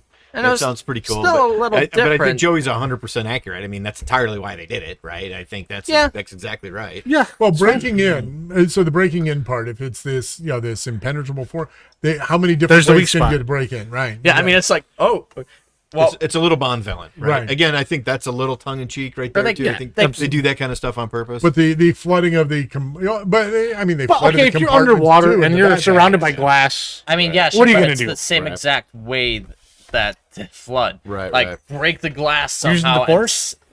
Actually, yes. Actually, no. Technically, I think. I don't know. In the show, it was a redirected blaster bolt, but still. So one of my favorite aspects of this was, once again, when we get Darth Vader, we get Darth Vader in this. If there's one I thing, can't that- believe he killed that Bicep family on the street. I know. if there's one thing That that was- I needs can't believe they done showed right it on in this Disney whole Plus. thing, I it's Vader. know. That's exactly. I mean, Is that the where you fact- were going? That one Yes. scene? Yeah. Yo, it's like, oh, my dad. Oh yeah, your dad. No, you. Yeah. Because, like, it's one thing gunning down a bunch of rebels in that hallway in Rogue One. But, like, you're just casually walking down the street and your family's, like, you know. He was trying to get Obi-Wan's attention, right? Yeah, Yeah. exactly. Because he knew he was there somewhere. Draw him out You could into the feel open. him. You could feel him with the Force, but he was trying to get his attention. He's And I'll- absolutely toying with Obi-Wan. Obi-Wan's not the guy he used to be, and he's like, Right. hey, over here, boy. And like, I love how Vader was just kind of disappointed to see Obi-Wan in such a sad state. He was just like, seriously, this is what I have to work with? Well, it's like going back to high school and your reunion and trying to face up your bully, and then you find out your bully is just like this old, decrepit, like not even worth trying to argue with. Oh yeah. When my buddy John Katurba, who you met, Yeah. he got into this huge fight with this guy, just huge brawl, our senior year. And he hated him for years. And then dude ends up in a wheelchair because his kidneys went out from all the steroids he took. Right. It's like, how can I still hate? can't be him? angry at It's that like guy anymore, I can't be that big of a dick. I don't like him, but Right. you know, And I especially loved seeing Vader in the 5th episode. Like, everyone complains that he should have just been able to grab the second shuttle and like bring that down too, and then have Reva like stab him, and then that has him releasing it. But let's be honest, with how powerful Vader is, if he grabs that second ship, it's coming down, no matter what Reva does. or he could have just simply been distracted and gone, shit, I Yeah, exactly. grabbed the wrong ship. And also, I love how in that fight, So he doesn't that's- even use his own lightsaber against Reva. He legit breaks hers in half and just says, I call this "Here." the Dragon Ball Z syndrome, like the power levels of like The Super Saiyan. super users and stuff like that. It's totally just story Yeah. driven. So whatever the story needs is what you do, right? Right. Because Like, because it's with mysterious and we never know really on any given moment who's got what power and what that power means and what But they can do and how many of them have to how many of them have to ramp it up, and sometimes Right. it's like you have to think about it. Some of them have to concentrate. Some of them have to have emotion. Some of them have to be really angry. Some of Or- them can't be really. I angry. always we wondered could how use- with Never Vader- really know. It's just whatever the story needs. Right. That's what And it like, is. Gandalf with the White, Vader- how much could he do more than Gandalf the Grey? Right. Well, I mean, he could freaking Joe, it's a exercise. rhetorical question. Okay. What were you gonna say, Joey? You've been dying to say it. He could. Get it out. You mean the? No, before Gandalf the thing? Gandalf. Oh, Forget Gandalf. I was gonna say with Vader, it makes sense that his power levels are that high because dude's supposed to be the most powerful force user. Yeah. He is a literal force of nature. So, and Boy, that was a long way to get to that joke. right. That wasn't even a joke. I wasn't trying to Force of nature. be. I wasn't trying to be funny there, Oh, man. Okay. Is he the Force But unleashed? it all comes down to we're That's talking Star about a Killer. world where people move things with their mind, can grab spaceships out of the sky. Size matters not, Right. and we have laser swords. And we're gonna sit here and argue over Yeah. how one guy could or could not do something. is- right? It's all silly, right? It's all just fun. Yeah, I mean, let's be. I'll give it to you in a second here. Let's talk about the first fight between Obi-Wan and Vader, where it's like, oh, the fire, and Obi-Wan's getting burned, and Vader's Yeah. gonna put out the fire, and now fire reignited, and this slow asteroid's gonna just walk in there and be like, boop-de-doo, taking Obi-Wan out of here. Right. And the scene where and then Darth Congratulations. Vader. We're here to. Congratulations. We're here to rescue you. Please do not resist. Thanks for joining us, Mark. But it's one of those things where it doesn't make sense for the story. Sure, you needed him out of there, but yeah, Darth Vader, again, the most powerful being in the universe, sits there and just kind of looks across the fire and goes, Oh, 3PO, is that you? guess No, that's not 3PO. That looks like 3PO, doesn't it? Those Why damn don't I protocol grab that droids droid all and look bring him alike. over here with Obi-Wan and I can have them both? right. No, but that's not, you don't move the story forward that way. Right. Yeah, and honestly, I think Vader let him go on purpose because he wants him to get better, so it's more of an actual fight. Nope. Nope. How do you feel about that, Tony? No. He said he said as he's burning him, your pain has only just begun. He wants to torture That's all he Obi-Wan wants. Kenobi for what he did, for what Obi-Wan did to him and what for the Jedi did to him. Right. No, there's no motivation for wanting a fair fight. Vader's like, no, dude, fuck you. And there's my F-bomb. Because that deserted. No, he doesn't want a fair fight. He wants to torture Obi-Wan. you needed to get Obi-Wan a way to move the story forward. How do you do that? Okay. All right. All of a sudden, these flames that Vader just put out, he can't put out the second time. Why? I don't know, because he can't. Right. It's not that big of a deal. It's a situation where it's not, again, we're talking about a world where we're pulling starships out of the sky with our mind, and Right. jumping 40 feet into the air from a complete standstill is no big deal. Right. Yeah. And Vader was so powerful, he could just stay on the Star Destroyer, didn't even come down to the planet. Right. And then you'd have a very short story. Right. Yeah. It's like Godzilla versus Bambi. Right. Exactly. Doesn't take long.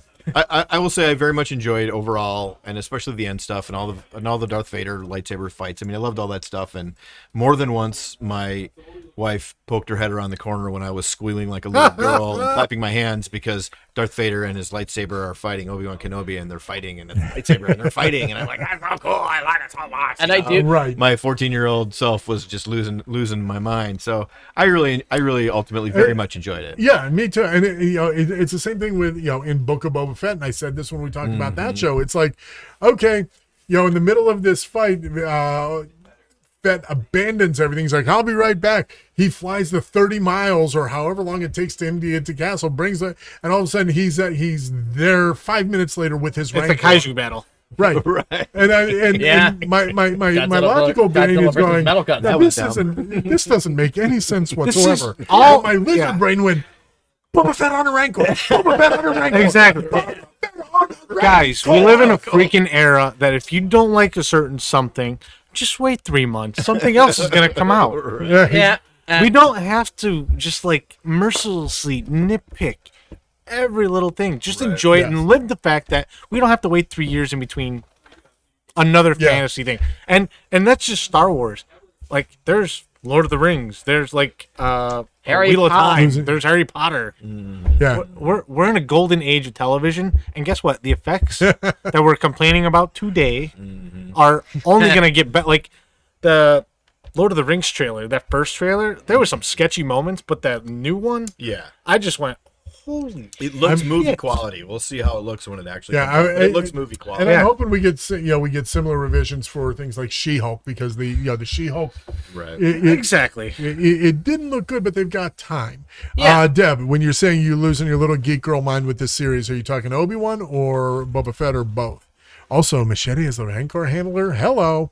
Agrees with that. And, Oh, that's right. I forgot about that. Yeah, Yeah, Danny that was Trejo. pretty awesome. and Yes. And something one last thing I want to talk about when it comes to Vader and the Obi-Wan series. Yeah.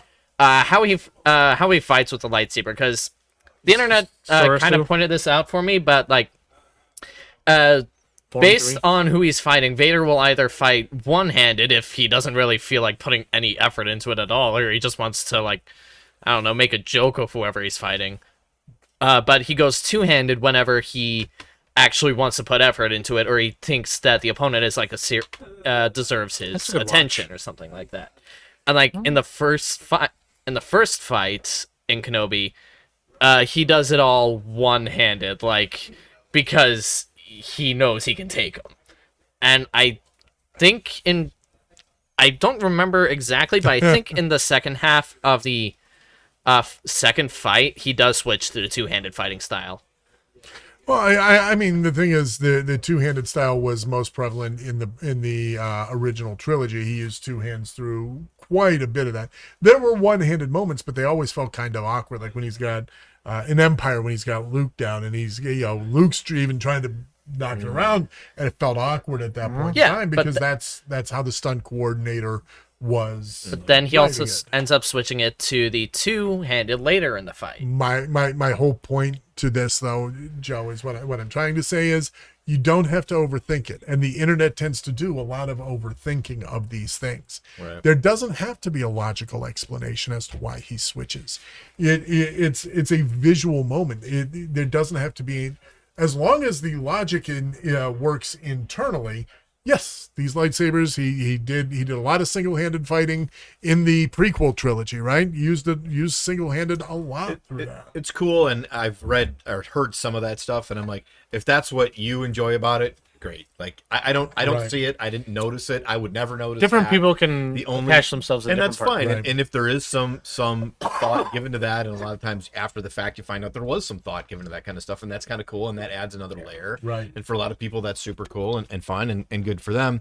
The only things that I notice are when he does the very obvious Obi-Wan pose, with the lightsaber with his hand out and stuff like that. The Torasu form. Sure, whatever it's called, right? I don't care. I don't care what it's called. I don't know what it's called, but that I notice because Yeah. that's on purpose, right? Right. And that's very on purpose. So that kind of stuff is super cool, and Yeah.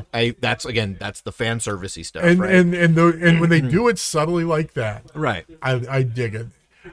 Fennec was my favorite character come out of Book of Boba Fett. She was. I- He came under the Mandalorian first, though. But after watching the book, Joey, Yeah. I love you, kid. You don't have to correct every little thing.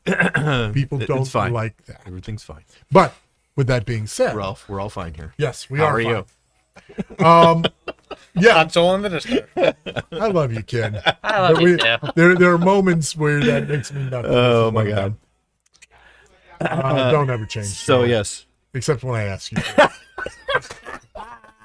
that's smaller. I'm just gonna leave. That's good. Anyway, yes, Deb says true and loved her from that moment on. Yep. Yeah. Our viewer agrees with Yeah, you. I so there you absolutely. go. I mean, and again, you've got a great actress. Yeah. I mean, how awesome is she? I mean, she's Yes. been in everything, and she's an amazing actress. I go back Oh, 30 she was years with her Mulan. on ER. yes, man. absolutely. And here's the thing: like you watch her, and Oh. you watch any other actor, you can tell that they enjoy Exactly. being on set, and like that itself could potentially be plot armor. Yeah. Right. Like the director likes working with a certain actor, and they're like, Abs- you know what, we're just gonna bring them back. Yeah. It's my only thing with Boba Fett is why don't turn Boba Fett into a good guy. He's not a good guy. He's gray. Yeah. Well, I mean, he could. Just because he's a bad guy doesn't not mean he's a bad guy. I mean, even in Clone Wars, we saw the hints of him being a good guy. Yeah, Like, Boba- dude was hesitant See, to this kill is clones. Tony's. We all have to understand. This is Tony's struggle. This is his He's favorite a character. Jeremy of all time. Bullock, 4 lines in Empire Strikes Back originally. But this is Tony's favorite character of all time, and so he's gonna struggle with any kind of change. that's not the because original color we scheme. don't want to change his the holiday favorite special. thing because then 10-year-old Tony gets very upset. So No, and it's it's okay. He's very self-aware. He's working on it. No, honestly, it's less to do with Boba Fett, more fandom in general because Yeah, I know. a lot of it happened a lot in the 90s. It's like all of a sudden these characters that were anti-heroes became heroes, and all of a sudden everybody, the Punisher's a good guy. He's not a good guy. But then the other side of that is, well, if we don't have any character growth or if we don't have everything, then we're just telling the same story over and Yes, over again. this So is why true. are you telling the same story Like, over and over? Why yeah. can't we have something new happen? Like,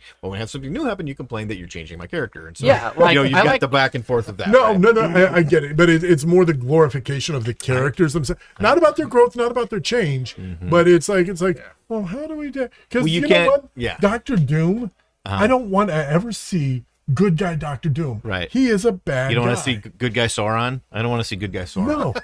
Exactly. Yeah, bad no. guy. He I mean, like- he was good guy Sauron in the first few minutes. That's right. Right. You might see What? good guy Sauron in the Rings of Power. All I'm What? saying is it's possible That's to be true. a popular character and enjoy villains as villains. You don't have to take villains Yes. and turn them into anti-heroes and then take their anti-heroes and then turn them into heroes. Let them live in their Maybe they turned in an their- anti-hero to an anti-villain, but not a hero. Wow, my brain just exploded. Are we done now? Can we end the podcast Oh, on that let's note? do it. Because that would be a good one to end it on. So, I don't know what he said, but You either you live long enough to become what's that line? there you go. Die a hero or live long enough to see yourself become the villain. There you Oh, go. that happened Not with the Christian Bale. It did. not the hero we need, but the hero we deserve, or vice versa. I No, don't know. it's Anyway. not the hero we deserve. Oh, wait, no. He's the hero we deserve, but not the one we need right now. Something no, I've like gone that. cross-eyed. Han see, there we go. Oh, let's face it. We need Darth Wicket, Who's that? the Ewok, played by Warwick Davis. I thought it And was then- Darth Jar Jar. Wasn't Jar Jar actually supposed to be Oh, the bad yeah. guy? Oh, God. And then Deb Do not bring Darth Jar Jar into Darth this, Jar man. Jar. Deb's yeah. got it right. Yeah. Han shot. Period. That's it. He didn't shoot first. He just shot. dude. Thanks, Vito Dad. I never really got a appreciate shot it. off. Right. Old news. Right. See? Yeah, I agree. No, not Darth Jar Jar. Not Darth Wicket. Darth Babu Frick. If we're gonna get weird with it, let's just get it as weird as possible. So I'll give Kenobi an A-. B plus. I'm gonna go. I think overall, if it wasn't for Ewan McGregor, I'd probably be in the same B plus. I think an A to A- is about right. It's not perfect, Right. But It's getting a little seeing dodgy in that Ewan middle in part, that but that's role been again. nice. because Yeah, just seeing I him will is so watch him cool, right? eat a bologna sandwich. Again, a great actor, right? Yep. Yeah, exactly. I will watch anything Ewan McGregor does. So I've seen just some for of his that. crazier films. And Oh, you know he was what? absolutely insane at Birds of Prey, and it was awesome. Yeah, And what's exactly. his face from Boba Fett? Is fine, right? But he's not Ewan McGregor, No. right? And even Din Djarin from as a Mandalorian, Yeah, he's Pedro. great, but he's not. He's not. He's not Ewan McGregor. He's not Yeah. Ewan McGregor. Now, I will say that one of the things that I did love about Mandalorian season 1 was Moff Gideon, because Giancarlo Esposito is another. He's getting typecast. Yes. Yeah. But it's But a he is so I mean, at least they don't have any chicken Damn. on Tatooine. good. That's right. The Chicken Man. The Chicken Man are all of our problems. imagine. Honestly, I actually saw a funny little Lego animatic where Gus Fring. Wait, no, not Gus Fring. Moff Gideon, mid-fight with Mando, has to take a call from one of his operatives at Los Pollos Hermanos. Oh, we don't need to know about everything. Joey. Anyway, You said B plus, A minus, A minus. I'll go A. I'm against. Yeah, it's a great show. yeah. So. There you go. Fair enough. So You're allowed to enjoy it. you are exactly. It was really, despite its flaws, and again, I've said it over and over again. Empire Strikes Back has flaws. Star Wars has flaws. They're not perfect films, but they are my favorite films. How dare you. Absolutely. Yeah. I agree. Lord good. of the Rings were great movies. The They're perfect perfect. piece of literature ever written by man. Yeah, At Lord of the Rings. yeah, that one. Oh. I just showed Joey Clerks too, so we got to watch the Lord of the Rings versus Star Wars Oh, yeah. trilogy. Nice. Yeah. One ring to rule them all. Anyway. Wait, Todd. Yes. Is it okay if I hit you with a bit of Lord of the Rings trivia? Not at the Not moment. right now. Let's wrap this We're up. gonna end this. Fair enough. So All I gotta say is goodbye there. tomorrow night I will be, and yes, Deb, and I bring up one point that Deb Yes. just mentioned, is that the young Leia's chemistry with Ewan was really, Yes. really good. Definitely. Okay. We know how you feel about the precociousness. It was fine. I had- think she did a great job. That little actress did a great job, and Ewan McGregor is freaking Ewan McGregor, so he's gonna do the great with anybody, right? So he elevated her performance for sure. Yes. Right? She was fine. I think she was a very good little actress. I think she did a very good job. Also, Outstanding. I would give her an A- as well. Okay. Also, just one final thought from me. It was good. Like, I know I said I did really like the actor for the Grand Inquisitor, but personally, I do still think I would have preferred Jason Isaacs. Yeah, and Jason Isaacs would have been good. I don't know why. And there could be any millions of reasons Right. why. Oh, dude he even didn't said he'd be open to playing him in live action. get it. And Maybe his agent wanted too much money, right? Who knows? there you right? go. Oh, dude, even. I know this was a mute point because we brought this up earlier with the head shape, but his is still kind of closer. Sure. The and question there, is mute. it's mute. It's mute. Moot. It's a The move question point. is mute. It's a move point. The microphone is It's like a cow's opinion. It means nothing. It's a move. Anyway, so thank you very much. Yeah, it was great that they focused on her versus whiny ass Luke. Nice. All right, so tomorrow night I will be back 7 o'clock Central Standard Time. I'm going to be working on that AA5 speeder truck, and then if I get time over the weekend, I'll do some more streams. And next week we'll figure out what we're going to talk about between now and then. Joey's got a lot of Tarantino movies before we can do that one. Maybe we can do the Marvel movie. Yeah. Or do the Marvel catch up the next week. Yeah. And that's that. So thank you very much. Appreciate you, Deb. Appreciate all of you. All 4 of you who are hanging out with us. We had 4 viewers tonight. So I'm Tony. I'm Pasquale. I'm Joey. Grognard Todd. And you've had us monologuing. Thanks for joining. This is it. Bonne nuit.